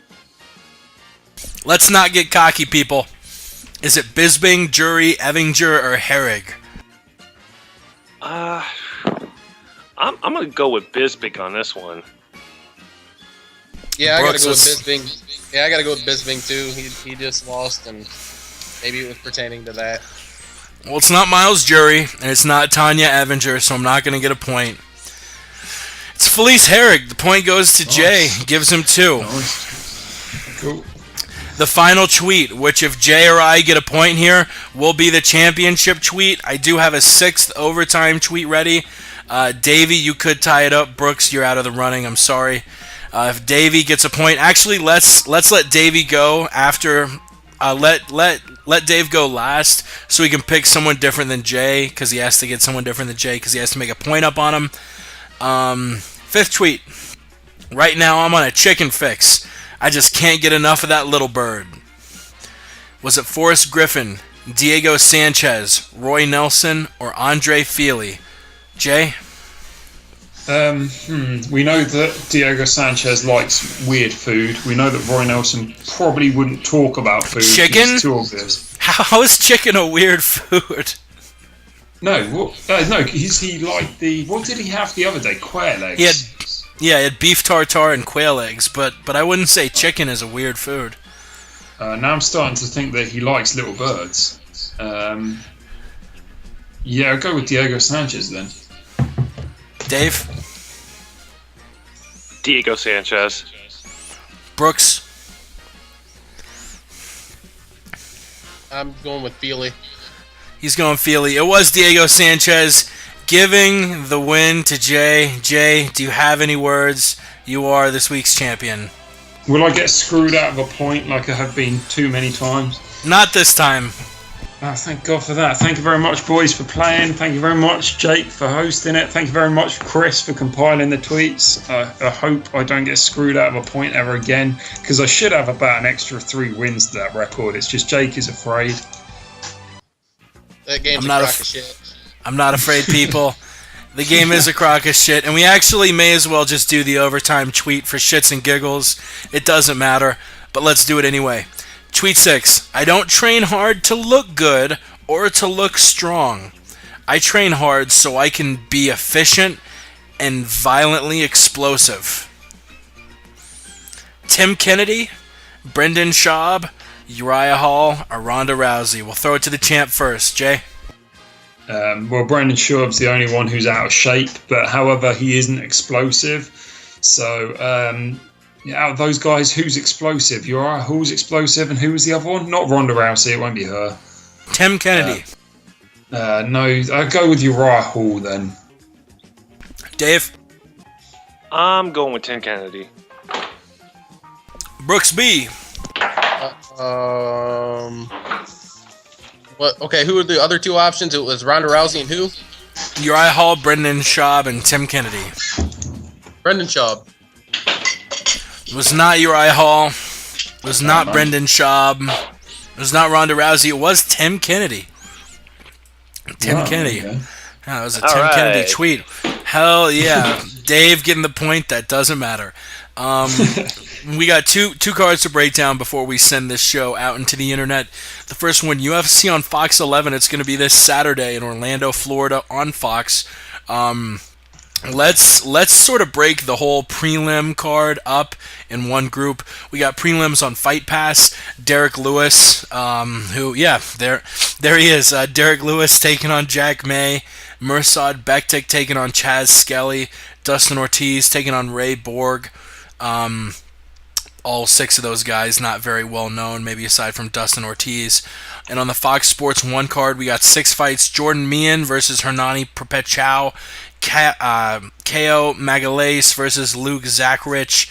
Estevan Payan versus Alex White. George Masvidal versus Pat Healy. Thiago Alves taking on Seth Baczynski.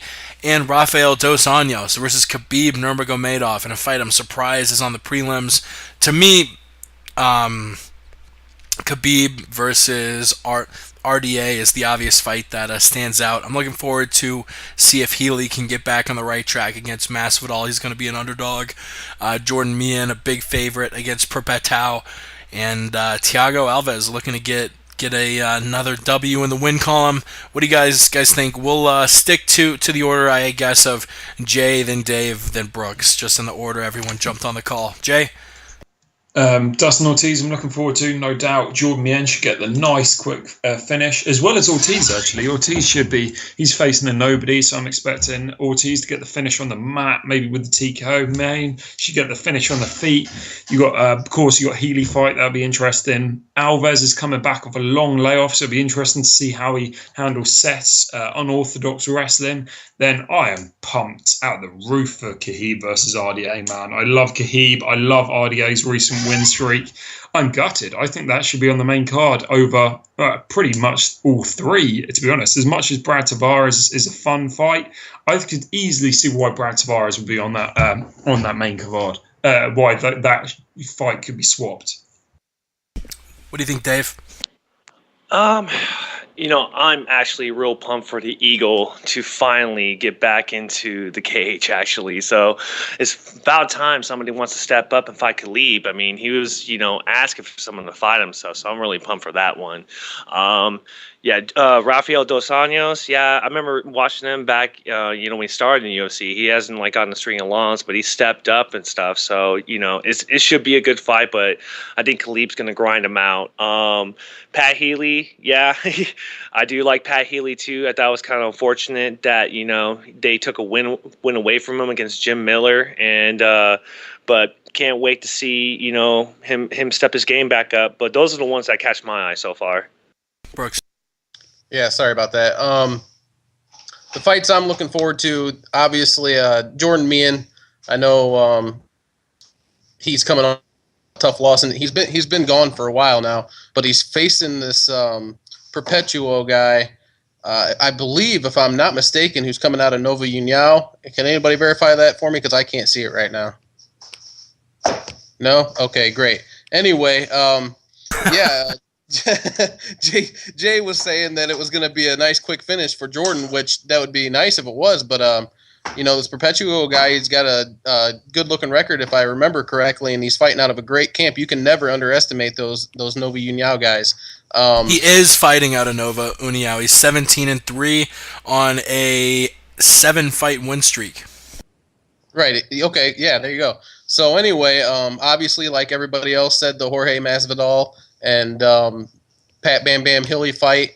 Pat Bam Bam Hilly, man, he disappointed me in that Bobby Green fight. I thought he could take that fairly easily. Maybe I was underestimating Bobby Green in that fight. I'm not sure. But yeah, I'd like to see him get back to his winning ways. But I do favor Jorge Masvidal in that fight. I believe he's got a pretty strong advantage. He's got pretty good takedown defense, and I know for a fact he's probably got the striking advantage. I'll probably take Jorge in that fight just to play it safe. It's going to be exciting to see Thiago Alves make his comeback after such a long layoff. I think they said it's going to be like 777 days since his last fight when he steps into the octagon. And that's a long-ass time, and everybody knows about ring rust, and we all know that it's real. So it'll be interesting. He's not facing, top-notch competition in Seth Bagsinski, but he's a tough guy. He's got good submissions off his back. But if the Pitbull comes back and returns to form come out with a showing like he used to, he should take this fight fairly easily, and hopefully he can get a nice finish with some good striking. And of course, the Khabib Nurmagomedov and RDA fight, I think Khabib takes that fight with ease, to be completely honest. I don't think he gets a finish. I just think he dominates that fight for 15 minutes. Everybody's complaining that it's not on the main card. And I think I've said it before, but I think that's done on purpose by the UFC to get everybody amped up about the main card. This isn't a pay-per-view, which is kind of odd, I guess, considering where the placement is of that fight. It could easily be on the main card of any pay-per-view, even co-main possibly. But, I don't care where it's at. I'm watching them all anyway. And Khabib takes that fight easily. Khabib takes it easily. Yeah, he's gonna be a favorite. I have him too. Let's move on to the main card. Let's talk about those first two fights. Brad Tavares, who's on a really big win streak, taking on Yoel Romero. A lot of people talking about him. He's got amazing wrestling credentials. And, of course, the lightweight match, Cerrone versus Barboza. Jay, what do you think about these two matches? These are absolutely fantastic fights. How can they not be? Yoel Romero's on he's on an exciting win streak, and he's just been looking. I mean, a lot of people have been saying, his wrestling hasn't been that good. I think it was Brooks even a few weeks ago. Everybody was saying how bad his wrestling looked. Derek Brunson was able to take him down. That's because he's throwing flying knees, doing spinning back kicks. He's hardly worrying about his wrestling, but he's got the job done. He got the hell of a knockout over Ronnie Marks when everybody thought it was a close fight, and then he goes and knocks him out with the punches. Clifford Starks gets the flying knee before anybody knows what's happened.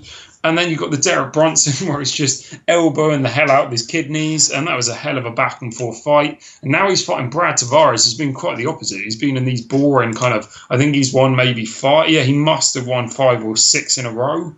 And they've all been him kind of a bit of stand and tag, mixing it up with a bit of wall and stall, mixing it up with a bit of lay and pray. You've got excitement versus you've got boring, and I think this is Yoel's to win. And then Cerrone versus Barboza is just a hell of a fight as well. Two really exciting guys. I don't see how that one can be boring. That's just my opinion. Oh man, Brad Tavares. I like Brad Tavares actually. I think he's actually underrated in the middleweight division. I mean, I could see the argument that his fights are boring. He does have like a Yushin Okami type syndrome to him, but I mean, but at the same time, he has a string of wins. He is winning in the UFC, and I think he's being used. I think he's being used. He's basically being underrated by like a lot of people and stuff. But I'm actually a big fan of Brad Tavares, and I don't see how he's going to lose that fight. Um, Edson Barbosa versus Donald Cerrone. Hashtag dynamite right there. Yup. I see dynamite happening right there. I mean, you're going up against, two people are just going up against each other, and it's just going to be it's going to be a barn burner. I mean, Edson Barbosa with his spin wheel kick against Terry Edom on the Brazil card. I mean, you can't beat that. That's like knockout of like the universe right there. And just how Terry Edom just fell like a tree. I mean, forever Edson Barbosa is going to be known for that fight right there. But you also got Donald Cerrone, and Donald Cerrone can back up like his striking and stuff like that too. So it's but what I do see though, I see Donald Cerrone just standing in a pocket and just waiting for Edson Barbosa to make a mistake. But I think Edson could be too fast for him. I mean, Edson can kill some people's legs. I mean, the guy has leg kicks. I mean, Thiago Alves has leg kicks. Edson has Thiago Alves leg kicks. So I'm gonna have to go for Edson on that one. Brad Tavares and Yoel Romero should be a pretty good fight. Davey, you said you don't know how Yoel could win that fight. Like Jay said, everybody is always talking about or always seems so concerned about Yoel, how he hasn't been using his world-class wrestling. And as I said before, it's just he doesn't care about it right now, like they're thinking, that's something that he wants to do. Obviously, it's not what he wants to do. He's been just showing off his powerful striking, and I'm sure if he put it, if he wanted to use it, he could, and it could be very effective. But and in this fight, I think that possibly could happen, as these two could stand and trade for a while. And Brad Tavares his striking looked nice, quick, and crisp in his fight against Lorenz Larkin. And it surprised a lot of people, I think. It surprised me. I thought Lorenz was kind of, I don't know, it seemed like it was a weird fight for Lorenz. He was just waiting around, it seemed like, waiting for something to happen when he should have been on the offense the whole time. But Brad did look good with his striking, and everybody knows Brad does have wrestling also. And I think that once they start striking, Yoel's got a chin. He showed it, and he throws hard. So I think once Yoel catches him a few times in the stand-up game, I think Brad might start to try to lean on his wrestling. And we did see Yoel get taken down multiple times in his previous fights, but I think that he's going to come in with maybe a better strategy this time and be prepared for the takedowns, and just hold up and probably get a finish on Brad here. I think he'll probably end up getting a TKO finish on Brad sometime later in the fight, late second round or in the third round, because when Yoel hits hard, and we've seen it. I mean, he decimated Brunson.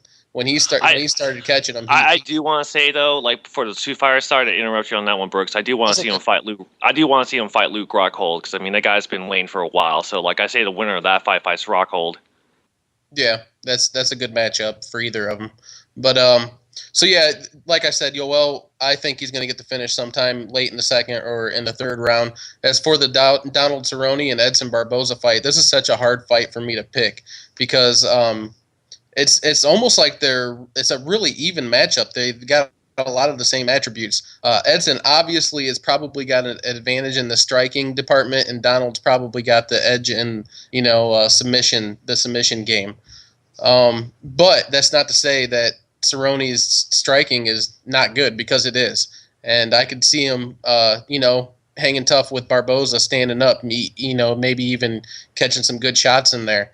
But I think that if he does that for too long in the fight with Barboza, that Barboza will end up, getting the better of him. So I guess it's just, man, can we see Cerrone use some wrestling in this fight? That's a possibility. And I think that if he really wants to have a legitimate chance at winning this fight, he should probably try to use a little wrestling in this fight. We've seen him use it in the past, not a lot, but I have seen him use it in the past. And maybe I'm just underestimating Cerrone's stand-up. Maybe because we have seen Barboza get caught too. Jamie Varner caught him. I think Castillo even caught him in their last fight. So maybe Cerrone catches him. I don't know. It's a toss-up in this fight, and I'm not confident in whoever I pick. But this is Barboza's biggest step up in competition, no doubt in my mind. He's never fought anybody on the level of Donald Cerrone, and man, I think I'm just going to go and say he steps up to the plate and he gets the job done. I think he's going to win a decision. He's got him taking the decision. Let's move on to a fight I really think is quite intriguing. Miesha Tate against Liz Carmouche. Both have fought Ronda Rousey in the UFC. Both have failed at taking the belt. Miesha Tate, fought her at UFC 168. Liz Carmouche fought her, almost beat her, nearly sunk in a rear naked choke between Rousey, shook her off. That was really Liz's only moment. As far as this fight goes, if you're looking at just the technique, I think Tate's a better fighter, but the strength that Liz Carmouche brings into the cage is going to be very interesting. Liz has just got to try and make this a dogfight. She can't let Miesha dictate the pace. She's got to push. Saying that, I think it could be a very close fight, or I think Tate could just dominate it. I mean, she's a good striker. She's a good wrestler. I have Tate winning a unanimous decision. Who do you have in this fight? And also, on top of that, do you think we ever see either woman fight Ronda Rousey again for the UFC championship? No, I don't think either of them will fight for the championship again, as much as, they probably will get marketed in that way because they've already had the fight. Seriously, it doesn't interest me. I don't know whether it interests any of you guys, but I also really don't care about seeing either of these two face Rousey again. Maybe it's just because they're limited in the division, but I'm just getting less and less interested in these women fights every day, I'm afraid. It's kind of sad right now. I mean, the women's bantamweight division, I mean, they're trying to make it, where it's stacked and stuff like that. It's not. And actually, Jay, you made a good point though. Like the 15th ranked fighter is like 1-4, so it's like, I mean, you can't really, market that division. And actually, I think I was on MMA Junkie and they were talking about this, and one of the articles was talking about Ronda Rousey. Is she too dominant in that division where it's not marketable? And honestly, I could say yes right now, because I mean she's going up against Alexis Davis, and like congrats to Alexis Davis.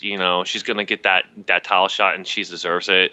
But honestly, I would have rather seen Gina Carano, fight Ronda Rousey, because it would just been more marketable. Hey, sorry, that's my son right there in the background. If you hit him too, but yeah, but but going back to what I'm saying, but the Miesha Tate and Liz Carmouche fight, I mean, as long as if they can make it entertaining, let it go to like a bar murder or something exciting where they're like passing, each other's guards or whatever, going to transition, stuff like that, to make it exciting, make it look like they're doing something, it can be a good co-main event. But I would say, I will have to go with Miesha Tate on this one. I think she just has more experience in the fighters that she's fought in her career, and she would know what to do in Carmouche's game. I mean, she would kind of like predict Carmouche's game plan.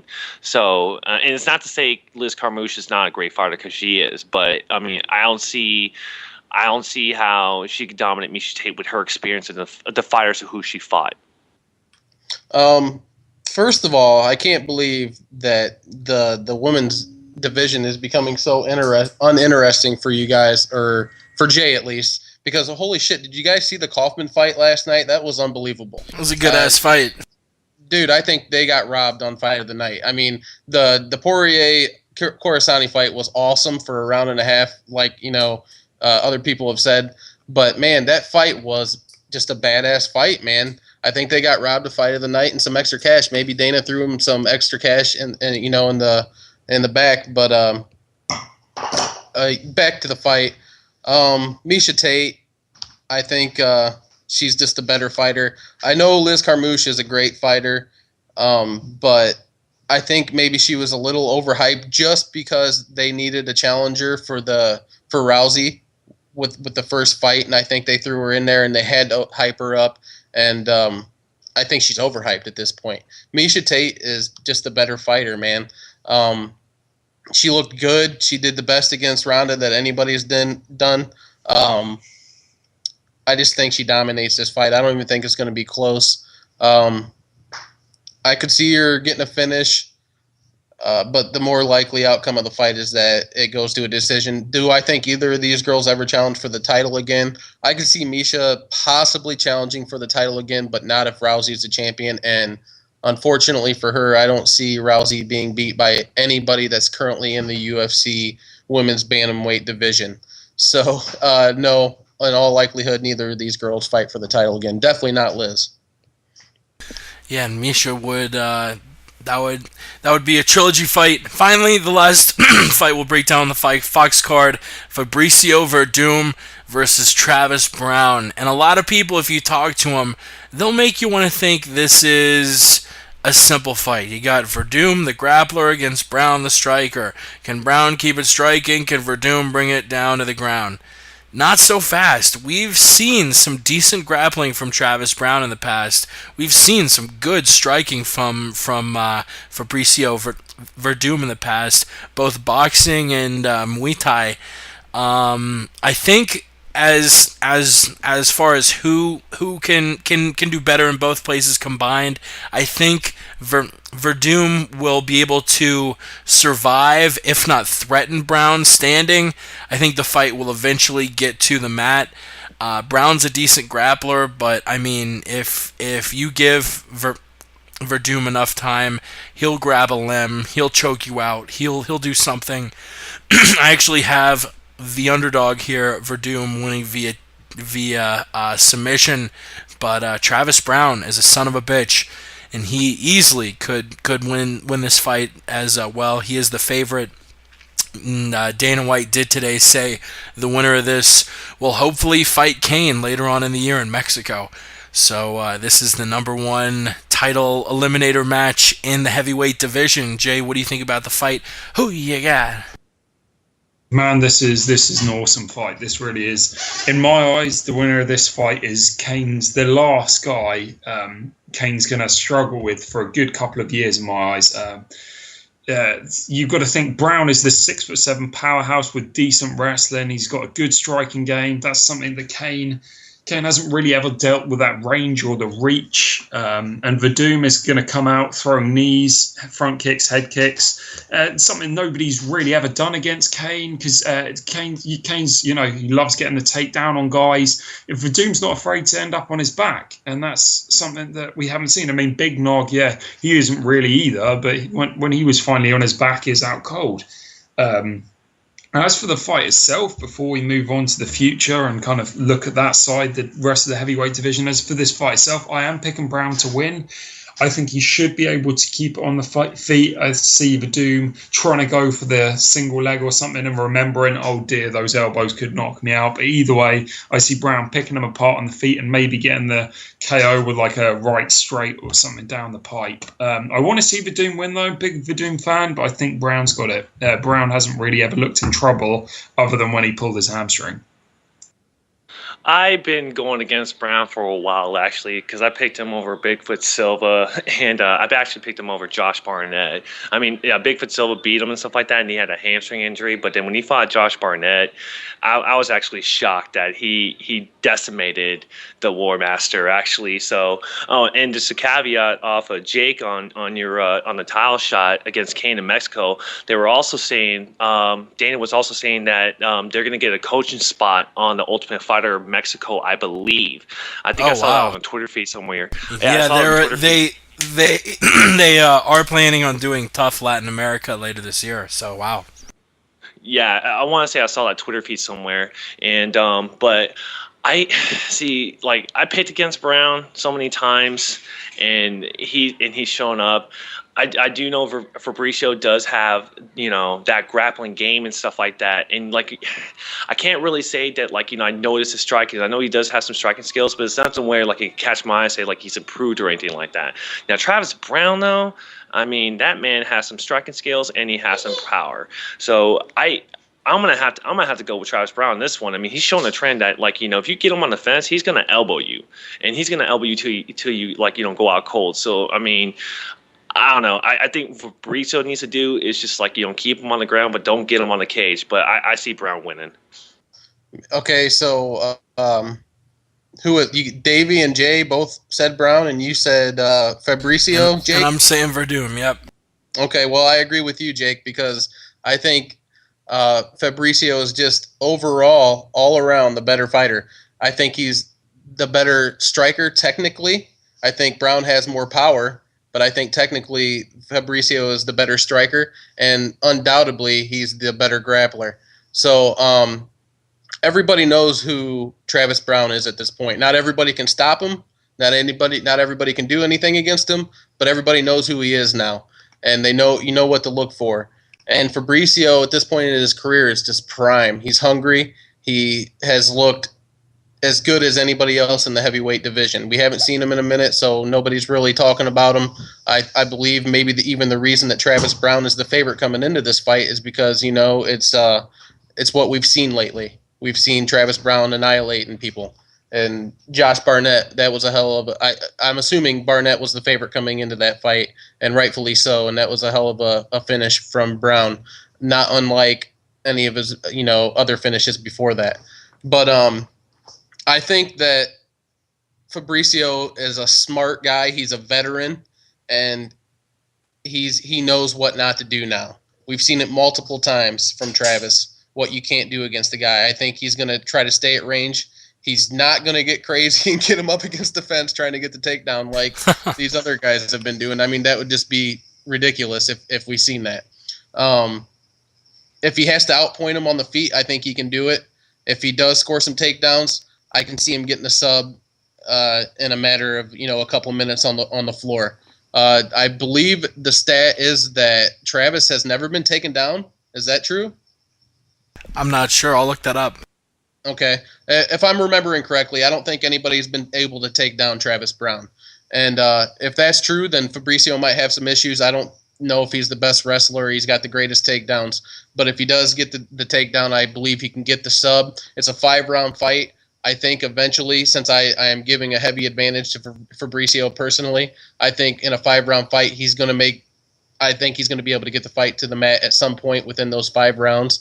And if he's just got 2.5 minutes to work with on the floor, I think he eventually gets the sub. That's how great of a grappler he is. So that's my pick. He's going with Werdum as well. I couldn't look that up, but if you feel like finding out, listener, then you look that shit up. Google that shit. We're moving on. UFC 172. That's going down April 26th, Baltimore Arena in Baltimore, Maryland. Like we did the last ones, we'll talk about the prelims first. Fight Pass, we got 2 fights. A bantamweight fight between Chris Beal from The Ultimate Fighter and Patrick Williams. Danny Castillo taking on the returning Charlie Brenneman at lightweight. Another lightweight fight between Yancy Medeiros and Jake Ellenberger's brother, Joe Ellenberger. A women's bantamweight fight between another TUF alum, Jessamine Duke, taking on Bitch Kohea. A lightweight fight between the Fireball Kid, Takanori Gomi, taking on Isaac Valley Flag, and a flyweight fight between a guy who a lot of people for a long time thought was number 2. A lot of people still think it. He's gotten 2 shots at the champ, hasn't cashed in yet. Joseph Benavidez taking on Tim Elliott, and those 4 fights will be on Fox Sports 1. What do you think about these fights? Which stand out? Personally, I love seeing a lot of hitters. Benavidez, Gomi, Valley Flag is a bad. Tim Elliott is not bad. Jessamine Duke taking on Bitch Kohea. That's going to be a hell of a fight. Honestly, I like all 6 of these fights. What about you, Jay? Yeah, given the Danny Castillo versus Charlie Brenneman, that fight's interesting. You've got 2 boring wrestlers against each other. Let's see let's see which one of them's better. Yeah, I'm interested in seeing how Joe Ellenberger performs. He's supposed to be a good lightweight. Gomi, yeah, as you mentioned, Gomi versus Isaac Valaflag, that should be interesting. But yeah, Benavidez versus Elliott definitely stands out as solid, but it's the top of the prelims, so you can understand why. I mean, two very good strikers. Benavidez should be able to take the wrestling game, but Tim Elliott looks sloppy against Ali Bagutinov. But whatever, it should still be it's going to be a fun card. What do you think about Bitch Kohea? I have not done enough research on Bitch Kohea, but I know Jasmine. She beat Julie Kedzie last. Bitch Kohea. I love saying her name because that's literally how it's pronounced. Bitch Kohea. Yeah, I think Jessamine Duke is one of the top people coming out of that TUF season. So I don't know enough about Bitch Kohea. She's another one who doesn't even have a Wikipedia. She doesn't even have a Wikipedia page. That's probably because fuck, I don't know. Bitch status. Davey, what do you think about these fights?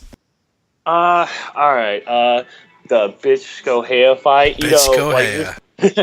when she actually did fight Julie Kedzie, and actually I had Julie Kedzie win that fight, and she won it by decision for some reason. Oh, that's right, because it was in Brazil. No, actually, it was in Australia. It was in another country, so they weren't rooting for American. Forgot about that. But anyways, but her going up against Jessamine Duke, I mean, if Bitch Kohea had a hard time with Julie Kedzie, who is a veteran of women's mixed martial arts, and it's not to say Jessamine Duke doesn't have it or anything like that. I don't think she has the experience to go up against someone like her when she fought Julie Kedzie. So I'm gonna have to say Jessamine Duke's not gonna win this fight on that one. But what I'm really interested in is to see Takanori Gomi. I am an Asian MMA fan too myself. The Fireball Kid. He is a great fighter. I loved his knockout against Tyson Griffin. I think that's gonna be performance of the night bonus for him on that one. And Tim Elliott versus, is it Joseph Benavidez? Am I saying? Yeah, that's right. Yeah, Joseph Benavidez versus Tim Elliott. Let's see what happens. I mean, he got knocked out by Demetrius Johnson. Let's see if he can bounce back on that one. So that's really all I got on that. I don't know much about this bitch, but Bitch Kohea. Yeah, that's great. Jessamine Duke, she was all right on The Ultimate Fighter. I don't remember a lot about her, but I'm assuming the Brazilian is the better grappler out of the two. If I remember, Jessamine is a Muay Thai kind of fighter. Am I right on that? I keep on 10th planet. She's 10th planet, I think. Oh, is she? Okay. Well, there you go. Then maybe it won't be the striker versus grappler type deal I was thinking.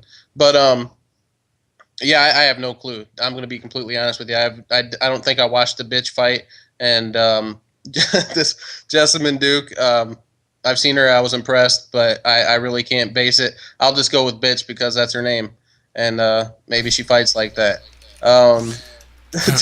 Takanori Gomi, just like Davey Boy, man, I'm amped to see him back. It's been a long time. I don't know what the hell's been going on with him, if it's injuries or if he just took some, personal time out or whatever, but I hope to see the same guy that left back. He had a hell of a performance against Diego Sanchez, and a lot of people thought he won that fight, and he looked great, and hopefully he can return to old form. I know he's getting older, but hopefully he can return to form and he can get a nice knockout here. That would be impressive, and that would be fun for all us old school fans to see.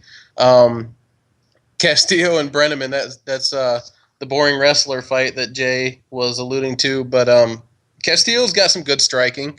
I think he probably takes that fight pretty easily, actually, whether he gets the finish. I'm assuming he does. Still with the Dwayne Bang Ludwig training, I know that Ludwig's leaving the camp or whatever, but he's got his good training in, and I think he gets the finish. And Joey B and Tim Elliott. Tim Elliott's a great fighter, probably underrated a little bit, but I mean, it's almost old watching Joey B just terminate everybody that's not named Mighty Mouse Johnson, because that's just how it happens every time. He's going to get a finish, and it's not going to be a tough fight for him. He's just the second best fighter in the flyweight division, and no one can do anything about it. Word, yeah. All six of those fights are going to be super exciting. But we will move on to the main card. Let's break down the first three fights before we break down the main and co-main, the light heavyweight bouts on their own. The first one, I think it's a pretty underrated fight, a featherweight match between Max Holloway and Andre Fili. Holloway, yeah, he is 1-2 in his last three fights, but joining the UFC, he had a good 3-fight win streak after losing to Dustin Poirier, lost a close match with Dennis Bermudez. And a one-sided match to Conor McGregor, came back, defeated Will Chope. Andre Fili, 13-1, won his last fight, a UFC debut against Jeremy Larson. That's going to be a fun fight. Both of those guys really possess a lot of offensive skills, and it's hard to put either of them away. We saw that in the McGregor-Holloway fight. We got Jim Miller taking on Bobby Green. Miller, we may as well call the fight against Pat Healy a loss, even though it got turned into a no contest. He's sort of on a win-loss streak. Beat Kamal Shalorus, lost to Ben Henderson. Beat Melvin Gillard, lost to Nate Diaz. Beat Joe Lozon, lost to Pat Healy. Beat Fabricio Camues, and he's facing the Bobby Green, who might hand him another loss. Green's on a 7-fight win streak. A recent win against Pat Healy, beat James Krause via body kick. That was a body kick. Beat Jacob Volkman. The guy's got good grappling skills, good striking skills. I have Bobby Green winning that one. And then a fight that seems pretty one-sided if you look at the Vegas line. I think Luke Rockhold, on some books, a minus 1,200 favorite over Tim Boetsch. Rockhold, with that one loss from Vitor sort of standing out, he's beaten a lot of people. He beat Jacare, he beat Tim Kennedy, he just finished Costa Philippou in the first round.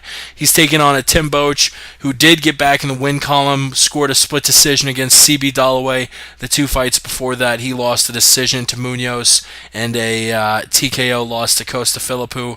I have Luke Rockhold winning this one in what should, on paper, be a one-sided fight. Jay, what do you make of these three? I'm a huge Bobby Green fan, so I'm looking forward to him putting work against Jim Miller.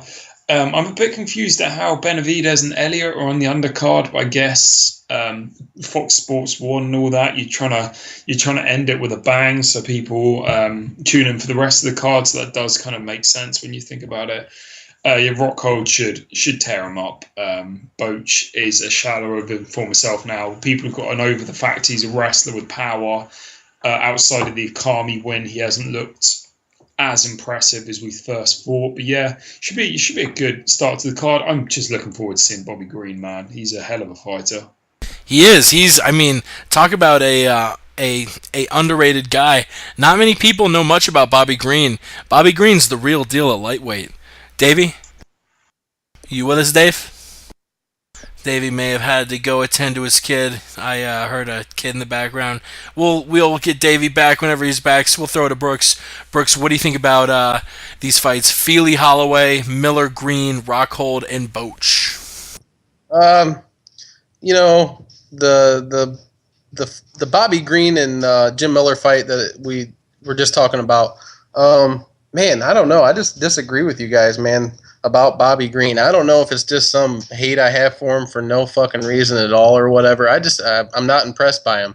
He did beat Pat Healy, which was an upset in my opinion. And, I think Pat Healy beats that dude 8 out of 10 times and maybe 7 out of 10 times. Who knows? But I don't know. I don't like the guy. I don't like his attitude. I think Jim Miller, puts him away. I think he comes in, does what he does. Jim Miller's a fucking scrapper. He comes in and he throws down, and we've seen it. Oh, I'm sorry about that, guys. I think she was agreeing with me, but yeah, Jim Miller. I think he comes in and he gets a finish. The Max Holloway and Fili fight, this should be a really exciting fight. I can't wait for that one. That's one of the ones I'm looking forward to the most. And I think it'll probably be a pretty close fight. Holloway has looked, pretty good coming into the UFC. I think Fili might be on another level. I know not a lot of people know a lot about him, but he looked good in his UFC debut, and I think he's the more well-rounded fighter. So I think he'll end up getting the win in that fight. Luke Rockhold, he's one of my favorites to watch. It was hard to see him get that loss against Vitor Belfort or TRT Ford or whatever the fuck you want to call him. I think this is a mismatch. I don't like the matchup. I would have liked to see Luke go in against someone a little bit higher ranked at this time. I think he probably ends up getting a finish here. Probably, I'm going to say probably submission in the second round. The Anthony Rumble Johnson fight and we aren't at that one quite yet. That's what okay, we'll be breaking down next. I'll back up and go ahead and pass it off then. Sorry about that. Davis versus Johnson. It's going to be a hell of a fight. I was really happy when I heard it was announced. Johnson does have a lot of experience in the UFC. I think he has 10, 11 fights. He lost to Vitor Belfort. A lot of stuff going on, not make him wait. The dude was fighting at 170, which is fucking ridiculous. He left the UFC and he went 6-0. He won a couple fights in Titan. He won a few fights in World Series of Fighting. Finished most of the fights. Looked excellent. And I think he deserved his spot back in the UFC. And the UFC gave him a game fighter to start off with. Phil Davis on a 3-fight winning streak. Since losing to Rashad Evans and getting that weird no contest with Wagner Prado that he got a rematch with and properly won in the second round via submission. The guy beat Lyoto Machida in his last fight. A lot of people scratched their head at that, thought that was a controversial decision. A win's a win.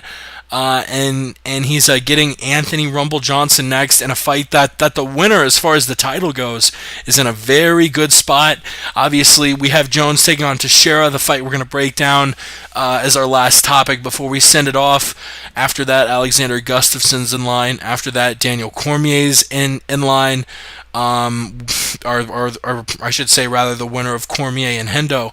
But I guess after that, the winner of Davis and Johnson makes the most sense. This is going to be a very, very good fight.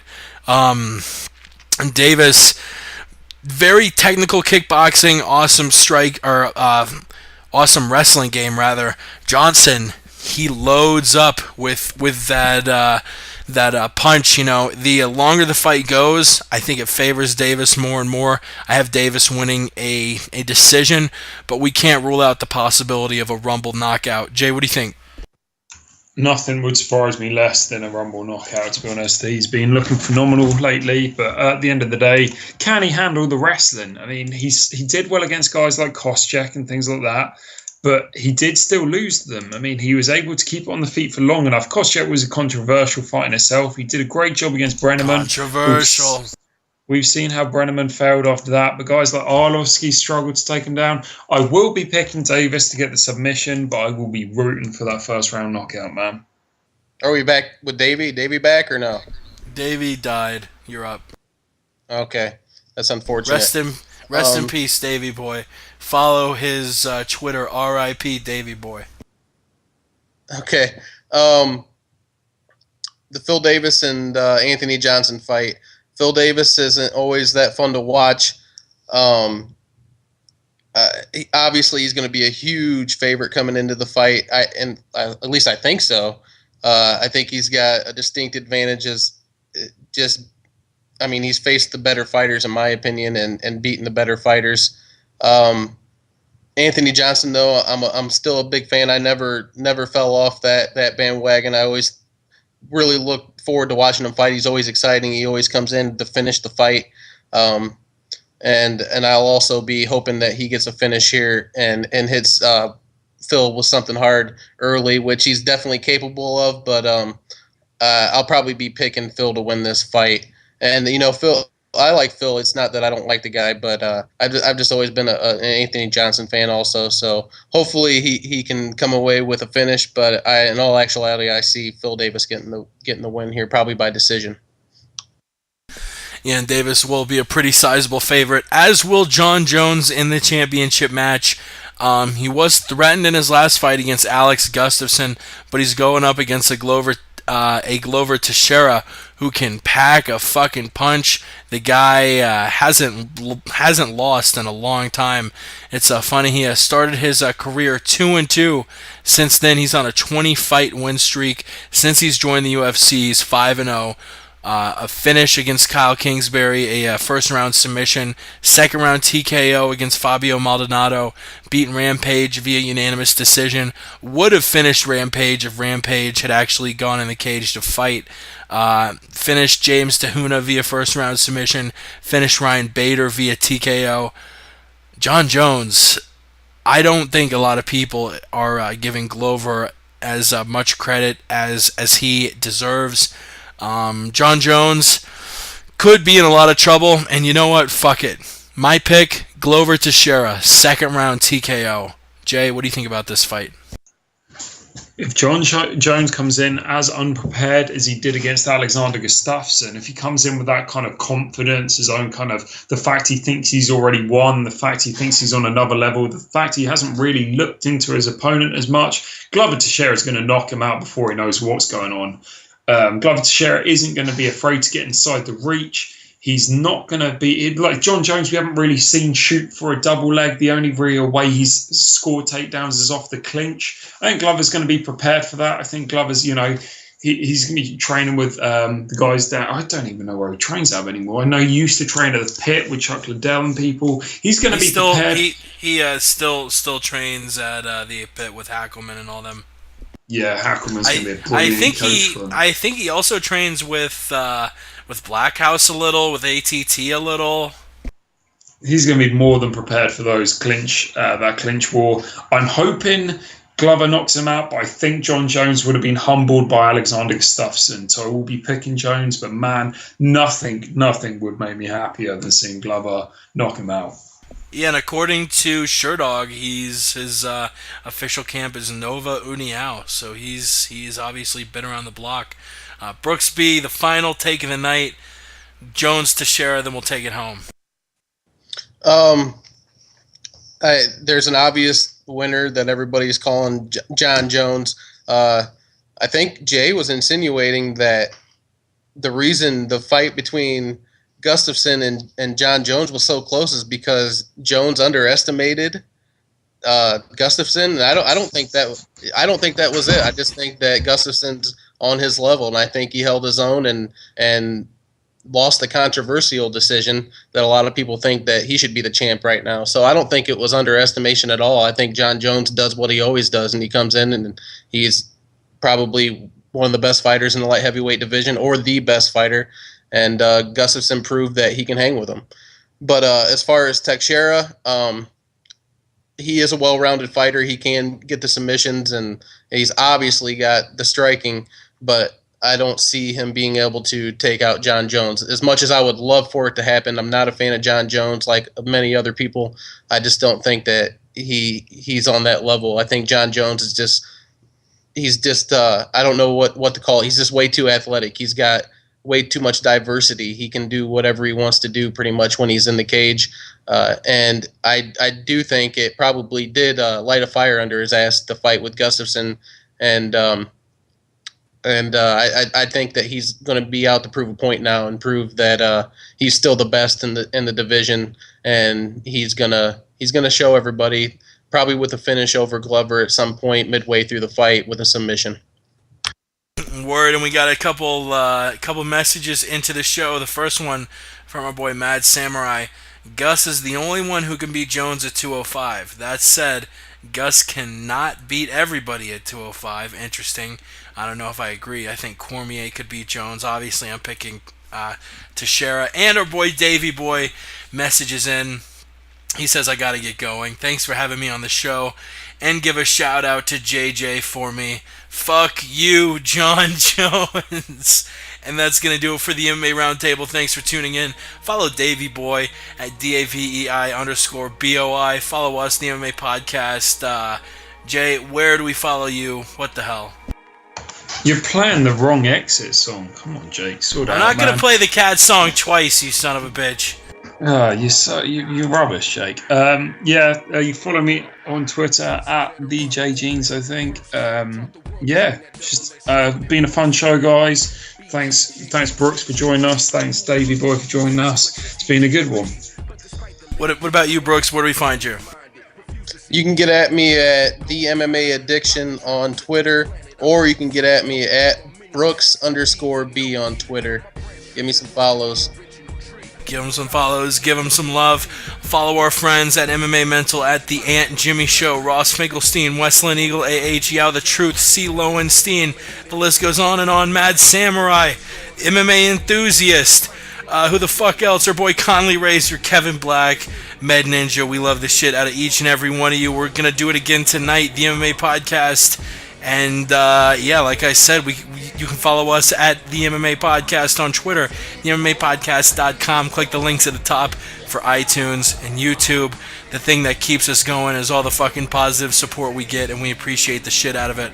We'll see you later tonight, fuckheads. We gone! Look up to the sky, hide a little smile and amusement. Never grow accustomed to losing, live and die for the love of this music. Compel a thrive.